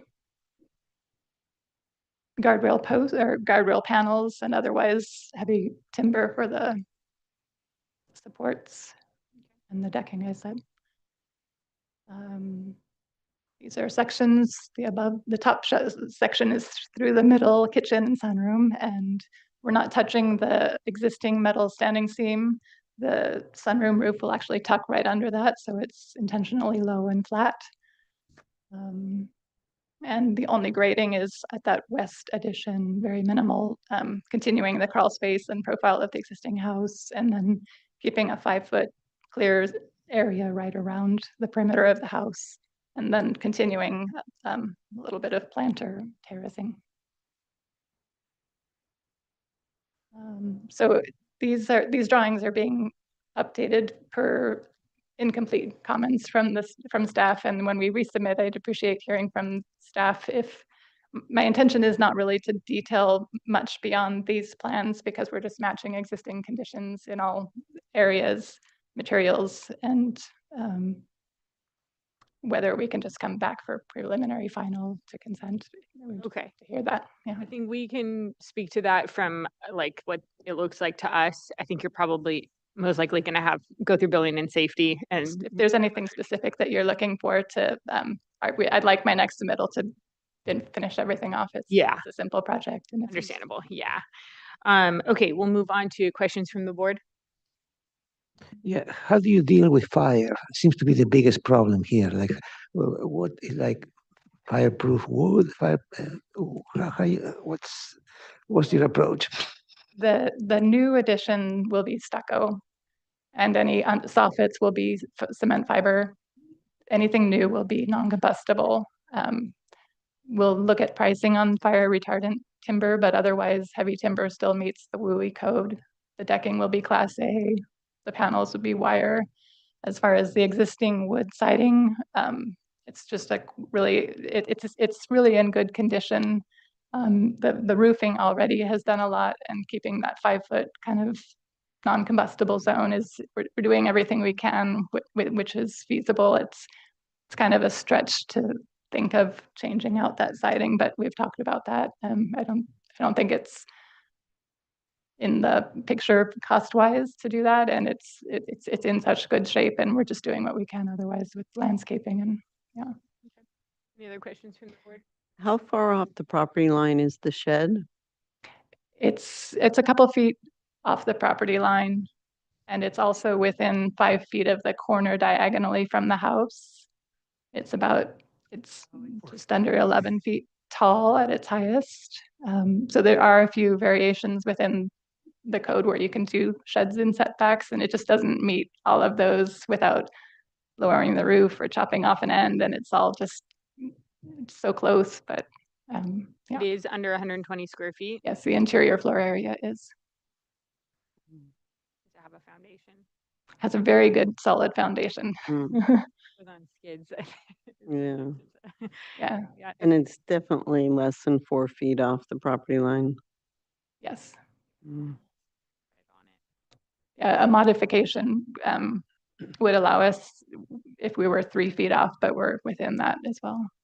So we can't quite get a modification, and the question is, do we try to get a variance? It doesn't quite feel like we could, but. Okay. Any other questions? I forgot to read the planner memo, even though Jonathan tried to get me to. So. It's commenting that you need 3 parking spaces. 2 are covered by the garage, and 1 is going to slightly encroach into the front setback. Right. So we just need to make a comment on whether we can support that. So we have made the revision to include that at the sweep of the switchback. There's plenty of width in the driveway, and it will be tucked below due to the topography. Okay. And you saw the plantings. Yeah. Okay. Any other questions from the board? All right, we'll move on to public comment. I don't think there's any. Madam Chair, we have received no letters for this item, and we have nobody in our attendees column. Okay, we'll move on to comments from the board. Start with Alex. It seems like a perfectly fine solution, a good addition. I would be looking at the matching of the new with existing regarding the 5 especially. Um, I don't have any comments regarding the aesthetics. It seems fine. Josh? I concur with Mr. Peugeot. With regard to the planner request, I can find for let's see, can you put that back up? I just want to look at how they phrase that. Support the encroachment into the front yard setback. Yeah. So please comment on your board's position regarding the approval of one uncovered parking space located in the front yard setback. I can support the project as proposed and therefore support the parking space located in the front yard setback. I would also say that it is not unusual in that area. I mean, it happens a lot due to the topography and existing conditions. I concur. I think it's a nice addition and ties in with the other improvements you've been making to the house. And the improvement to the deck is great. Sorry, I can't figure out how you can save that shed. I was going to say, oh, turn it into an ADU, but it doesn't even work for that. So, and I would support the third parking space going into the front yard setback as well. All right, Robert. I don't have much to add. I agree with all the comments. Okay. Yep, I think nice project, and I think the one comment maybe would just be on the decking. Potentially, if there's any way to reduce the number of supports for the deck or cantilevering, it's a pretty big void. But it seems like you guys have some windows and doors down there. It seems like it could be a really nicely used space below the deck potentially. But yeah, and I think there's a neighbor to the south of you, it looks like. If there was an opportunity to screen a little bit more so that they aren't looking underneath that deck, it's just kind of a big open void. But otherwise, I think it's a great project and support it. And yeah, with the shed, it's an unfortunate thing. It's definitely a waste to take that down, but there's a couple things working against it, and so I don't know if there's anything we can do. We can make positive comments, but if it doesn't pass zoning and fire, then I mean, I would just suggest we're looking at it now, for whatever it's worth. You do have that kind of corner. If you wanted to keep a nice built shed, it would require kind of hugging out that retaining and kind of building it to the hillside, but that could be a potential solution if you wanted to rebuild it, but just to offer it. I agree with the positive comments. I think this can come back prelim and final. I was going to see if there's and we have the findings about the parking encroachment that were positive. So yeah, I think it can get re-agendized for prelim, final, on consent. Unless anyone. Okay. Thank you. All right. Last item of the day. Thank you. Right, item 4, the Lucero edition. Here. This is here for substantial final. So is this submitted on, has anyone looked in the folder if it's also submitted digitally? Want to make sure we can. Okay.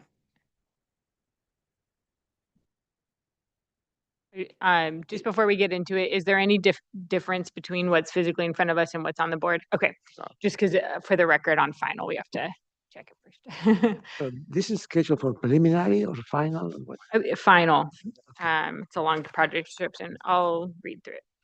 Okay, item 4, the Lucero edition. Request of Nicholas Schwaller, agent for the owner, Eric Lucero, here for final review for land use permit, which precedes the associated SCD for the development plan on the subject property. The LUP is to allow the construction of a 549 square foot addition, exterior interior remodel to an existing single family dwelling, as well as the designation of 2 designated off-street parking spaces. The proposed project retains residential structure lot coverage under 30% of the proposed addition, comply with the setbacks under the development plan. The subject properties under a development plan with the following setbacks: 5 foot from front is 5 foot from the street, 20 with straight in garages. The side is 5 feet, minimum rear is 6 feet. The project includes an esh buffer reduction request to reduce esh buffer from 50 to 43 at the closest point to accommodate the proposed addition. The project includes 400 square feet of landscaping. Let's see. It's located at 855 Via Bajo and zoned design residential in the Eastern Galena Valley Plan area. I'll go ahead and read the comments. The board is supportive of the design and siting of the project. Size, bulk, and scale are appropriate. The majority of the board finds the project is compatible with the neighborhood. Interaction with outdoor spaces is forward-thinking. Finalized landscape plan with species, size, and quantity of plants. Landscape palette is acceptable. Consider narrowing down plant choices to unify with the architectural style of the home and sizes of proposed planters. Reduce hardscape throughout and incorporate more landscaping. Study ways to simplify hardscape and landscape. Study use of stone materials and shapes. Consider unifying types of stone. Okay, you can go ahead and state your name and mostly focusing on anything that's changed or responding to the comments. Yes, thanks, Madam Chair. Thanks, Board. Yes, so I'm Nicholas Schwaller, applicant on the project, and mostly what we've addressed in this final review is the comments on the landscaping plan. So we can move ahead to that. And there were some comments on the hardscape and landscape palette there. So there was the board comment, which was to reduce the quantity of different species going on, which we have done. We've kind of reduced the complexity there in the landscape design, and then also introduce more pockets of landscaping, particularly at the entry and around the entry posts. I think you're almost there, Jonathan. Yeah. So on this plan, you can see we have updated the hardscape sandstone diagrams based on our previous conversations around the front entry, and kind of tried to introduce more of a variation of a mid-ground of planting in between the originally proposed Diamondia on the ground plane and then the larger plantings. We've added in this carex sedge grass, kind of intermediate, and that starts to appear on the diagram there. On the left, we've started to address the comment about the speciation, sizing, quantities, and then kind of maybe, Jonathan, if you can zoom in on the front yard there. We've expanded a little bit some of those zones of the wildflowers where previously it was just kind of the ground cover in between the pavers. Now there's these larger pockets of landscaping. And I think that is the major improvement that we've made is just on this page. We can kind of get through some of the more detail in terms of the species and the quantities and so on, but we've sort of trimmed out maybe 20% of the different things that we showed you last time in terms of species to try to simplify, and kept a lot more of this kind of wildflower zones, which has these poppies and lupines and California native wildflowers and so on. And yeah, with that, I'll pass it back to the board and interested to hear your comments. That's good. Are there any questions from the board?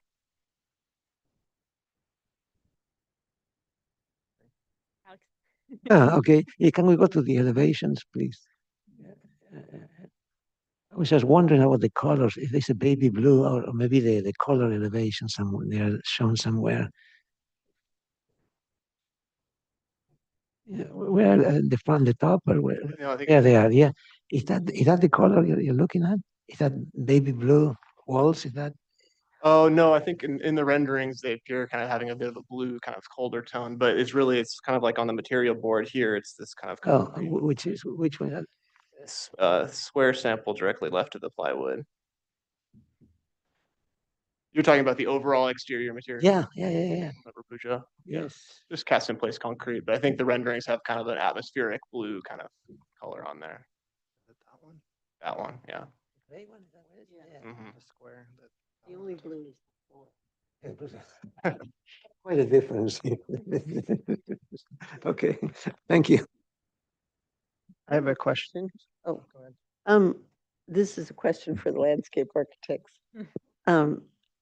The poppies and the lupin, they're kind of seasonal spring wildflowers, so they go dormant most of the year. Is that an issue to have them so prominent? I mean, I have those at my own property and most of the year they're just not there. And then they're beautiful for a month. And then they go away. So, I don't know. That's a question. Yeah, I had a question. There was a planner memo. It looked like that the ADU and the cabana was removed. Is that just removed for planning purposes and it's still happening? Yeah, it's been removed. Yeah, actually, I think it was removed before the last SBAR hearing. Okay, it's been removed. So, Or from just this permit process? They've been removed from the project entirely or from the permit process? From the project. Oh, okay. okay. And so, I guess it's unclear a little bit about the concrete patios. There may be, was there a grading plan, I think, requested? I don't know. Is there a grading plan for this or how drainage is being handled? And I know that's not really our purview, but the concrete patio, what's happening there's like a 7-foot drop from the concrete patio to the lower area. What is that wall? Like, is that screened or? I think it will probably get into the construction of that a little bit with building and safety, but yeah, the intent is that it would be screened and it would have the appropriate fall protection. If that ends up being the condition at the end, there is just a fall off. It wouldn't be left like. So right now, there's no railing proposed. Okay, we'll need that. And then are those stairs that kind of go from 43 down to 36 along the left-hand side of that patio? It's like a 7-foot drop. Yeah, yes. Those are, I mean, not stairs exactly, but those are pavers on a grade to get down there. Okay, so it's a sloped paver, Yeah. like 2-to-1 sloped. But Okay. you would need a railing along the side of that patio.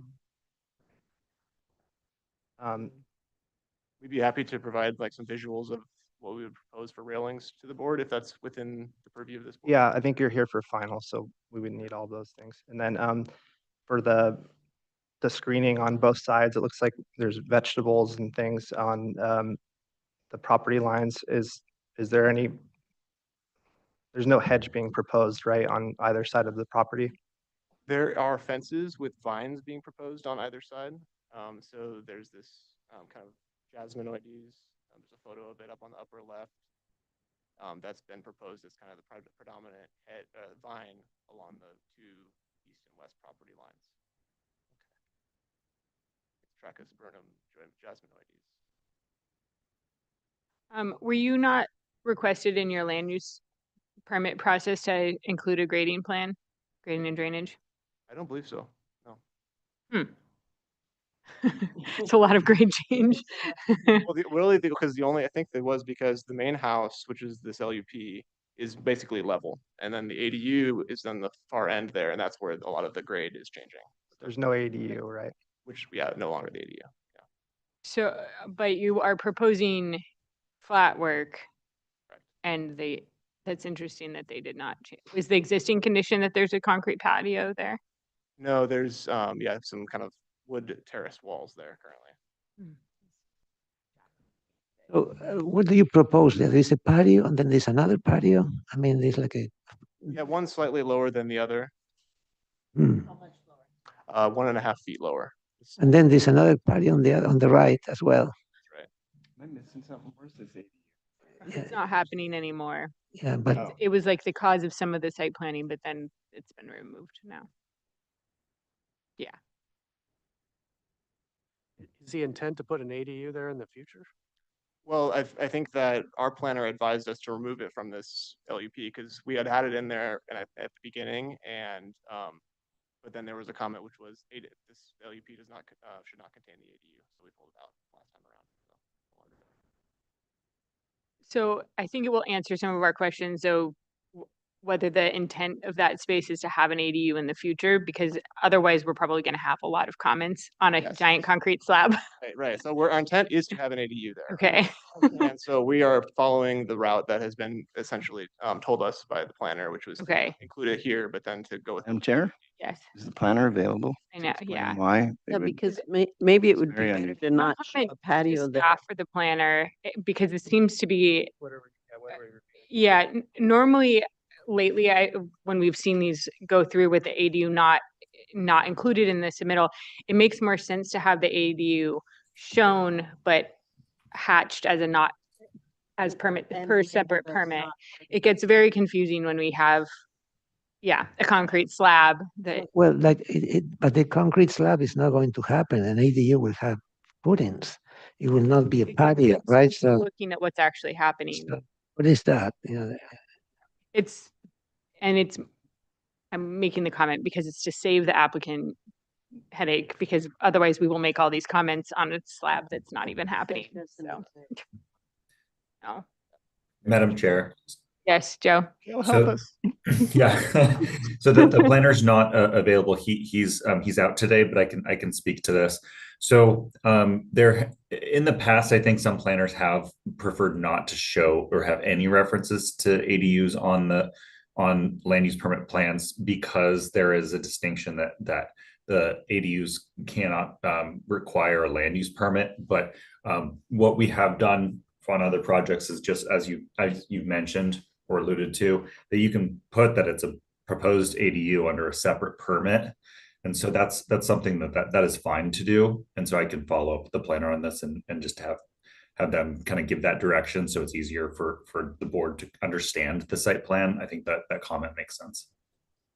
Can I That would follow be the that up? SBAR stance, that we would prefer to see it haloed in so we understand the overall site planning strategy.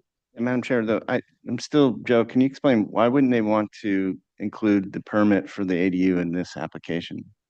What's the reason is because this process is not codified for an ADU. An ADU is precluded from going through design review. It can't go through any discretionary reviews. It's a fully ministerial process. So we are precluded from taking it through this process. So that's why folks have tried to separate the two. But when you have a project that is an overall, you're looking at the overall site plan, it does make sense to at least acknowledge on the plans that the ADU exists. So I think there's a little bit of yeah. So what you're saying is you create the envelope and say location of proposed ADU on separate permit, and then does the applicant then have the option after this is cleared through SBAR and planning to just make a single building and safety submittal with the whole project?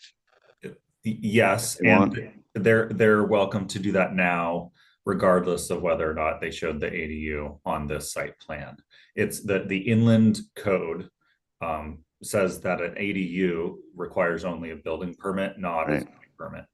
But they can join that later and then save time for the county and one application, less fees. That's kind of what I was concerned about, this applicant kind of potentially misunderstanding and having to pay excessive fees for excessive number of applications. But I think I understand things.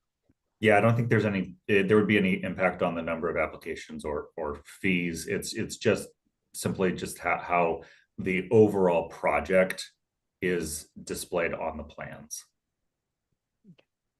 Madam Chair, I'll also add in the ADU plans, we do address fall protection on that edge. There's like this kind of glass railing with a desk and steps down and so on. So it's kind of unresolved on this plan, but only because of we kind of separated the two components of the design. Yeah. So I think because you're here for final today, and we need to open it up for public comment still. Well, I'll make that comment later, I guess. I think we might need, I know you're here for final, and we might just need a final confirmation that this is not proposed as a concrete slab, so that we don't have to ask for all those railings, I think. And then, okay. Did anyone else have any questions before we? I guess the other question is, does it also relate to the cabana? That's within our purview, right? For the smaller patio, I think that's where the cabana was previously. Do you want us to make comments on that? Okay. It's staying. Yeah, sorry, that one in this LUP and in the project will just be a patio. We're not proposing any new structure there. But that patio would require the same fall safety there. Yeah, does it have that fall over there? That patio is at 41.5 feet, I believe. It's a little bit less of a fall. You have to be under 30 to get out of needing a. Looks like you got 2 feet on the other side of it. Scroll over to the smaller patio. Yeah, so I think that one's okay. Okay. All right, I'm gonna open up public comment. Is there anyone in the audience or online? Madam Chair, we have received no letters and we have nobody in our attendees column. Okay, and did I not read the memo again? Do you want to put that on the screen? Due to site constraints, the applicant has elected to remove the 120 square foot detached sauna structure and the ADU from the proposed project description. Is there anything they're asking for us to do? Includes the ESHA buffer, so we need to make comments on whether we're supportive of the encroachment to the ESHA buffer. Can we go to a site plan that shows where that ESHA buffer is and what reduction is being requested? Line there. Yes. On this plan, you can see the green line is the buffer from the ESHA zone. Okay. Actually, sorry, the green line I think is, no, the green line is the ESHA zone. That's correct. That was from the biologist report.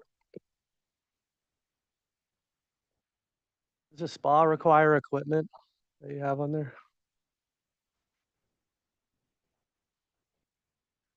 It's a self-contained unit. Yes. All right, I believe I've closed public comment and we can move on to comments from the board. Josh.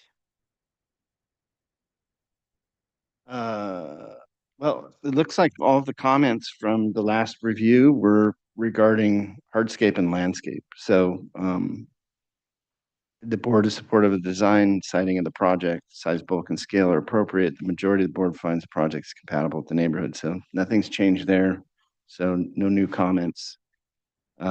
Based on, I think, the rest of the board's interpretation of the, I'm just reading these, like the landscape palette, the hardscape. I think this project's ready to proceed. So as long as there's support for those comments, I'd be inclined to move it forward. Yeah, I think that the comment F, reduce hardscape throughout and incorporate more landscaping. I think that is still outstanding. I would like to see more landscape in this project. There's a lot of paving, either as buildings or walkways or stone or this or that. There is a lot of paving. And I'd like to see some larger trees in the project. I'm not sure if I'm the only one thinking that way, but it seems like there's a lot of paving. Okay.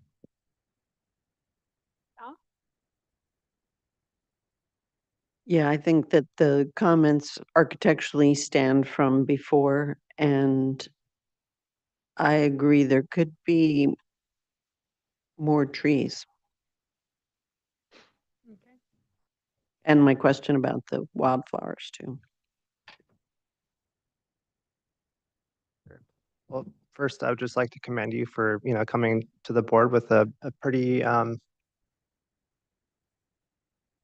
like a different architectural style, and I think you did a nice job, and I was excited about I think you'd mentioned like a Southwest type architecture before, and so I think, yeah, that it's a different style. I realize it's an HOA, and most people in HOAs really like the continuity of the neighborhood, and so this is quite a departure from that. So I've always kind of struggled with that, but I think we're here for final.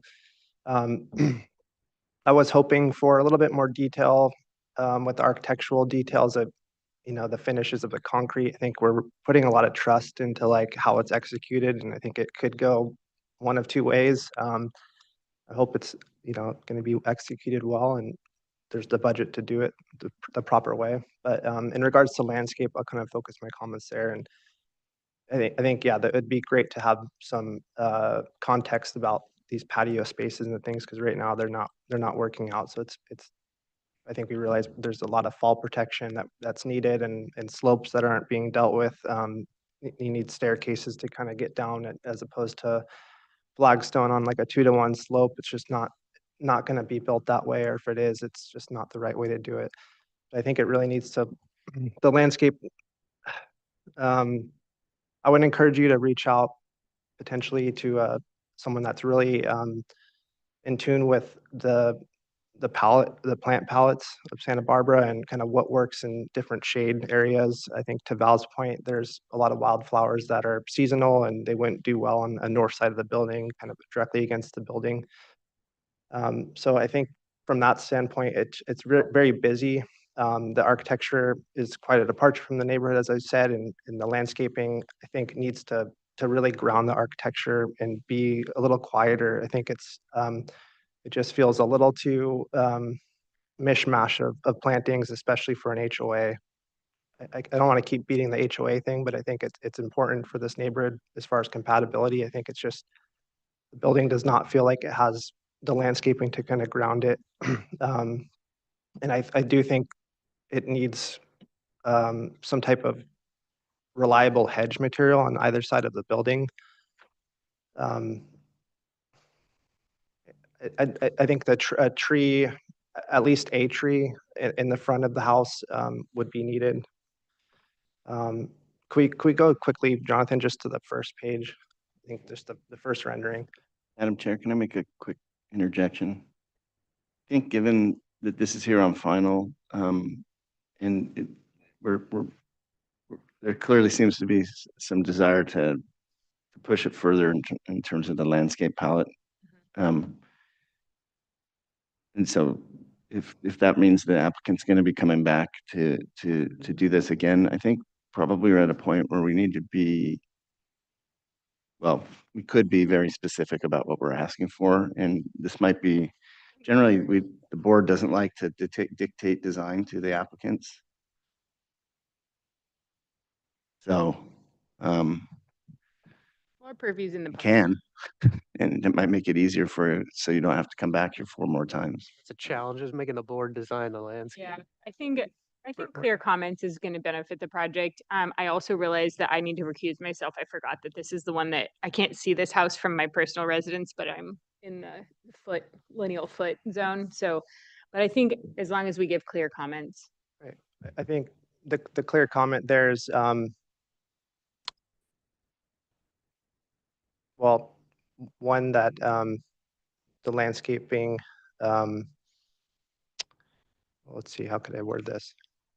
It's not designing the project, it's really just kind of seeing the issues with the landscape, that it's likely not going to be built this way with the plant palette, that it should return with a, proper staircases where needed, addressing.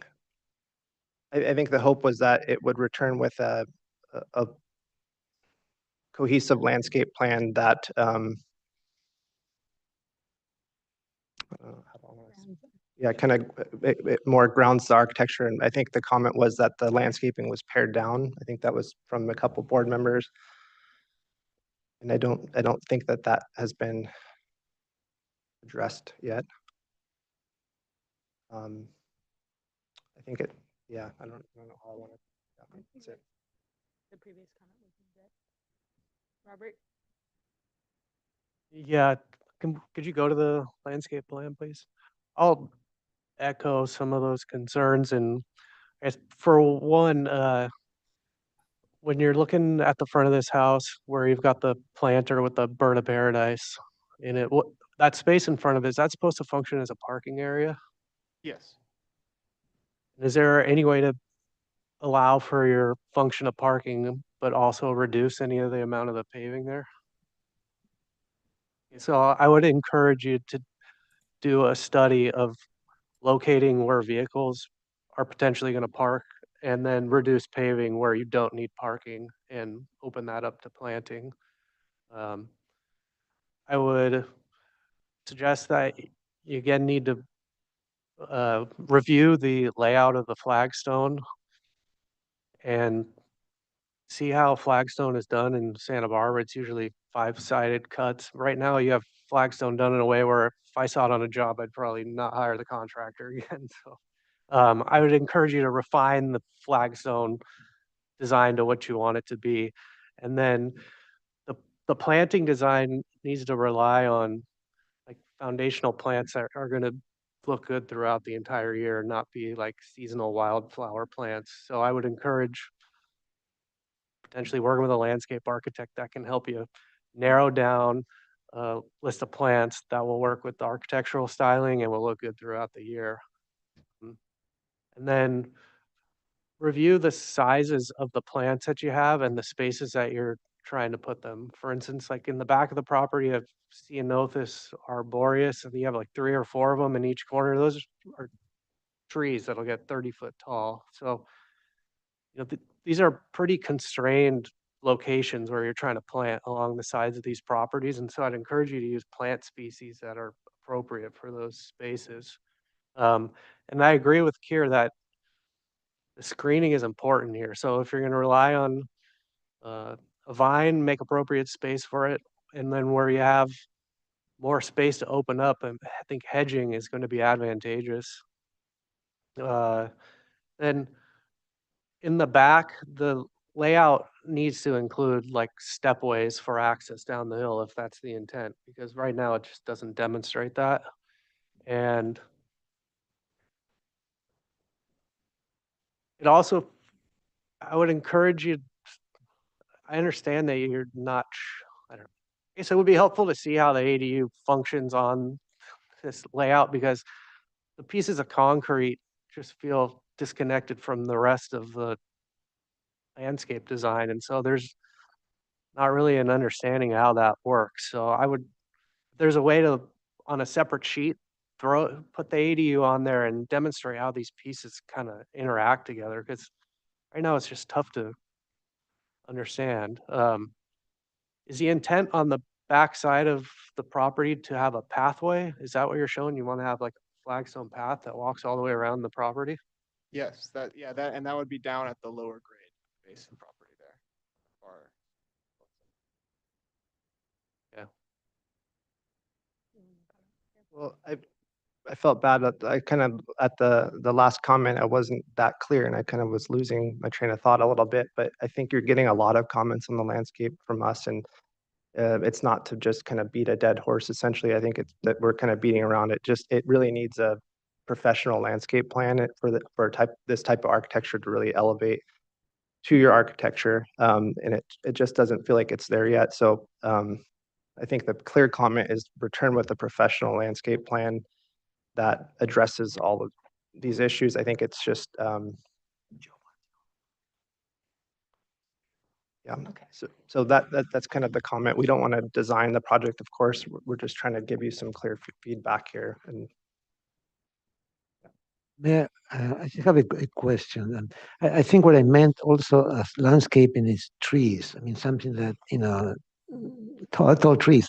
And I see a lot of minor things throughout, right? Am I correct? I don't see any major trees in this project. Property, you're relying on what's proposed is like wildflower plants. It could have Like planting that has mass that grounds a structure and helps to soften it. And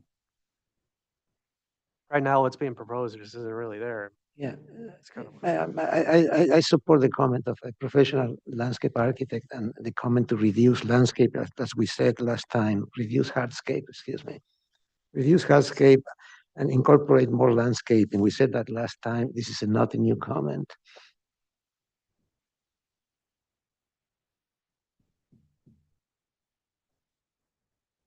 Okay, so I need to step in here. Yeah, I think the ambitious scale of the house deserves the landscape to be of the same quality with it. And also the amount of grading and going into the esh area in the back actually demands it too. So I know we've given you a lot of input, but it is kind of a repeat of what we said last time. So I think we want you to come back again for final with a professional landscape plan that has more mass in plantings, more landscape areas, more screening, more verticality, and less hardscape. Can you bring details about existing and proposed fencing? Yeah, so that we can see what that looks like. Yeah. Okay. Yeah, great. All right, thank you. thanks. Okay, that was the last item on our agenda. So I believe we are adjourned. Meeting is adjourned.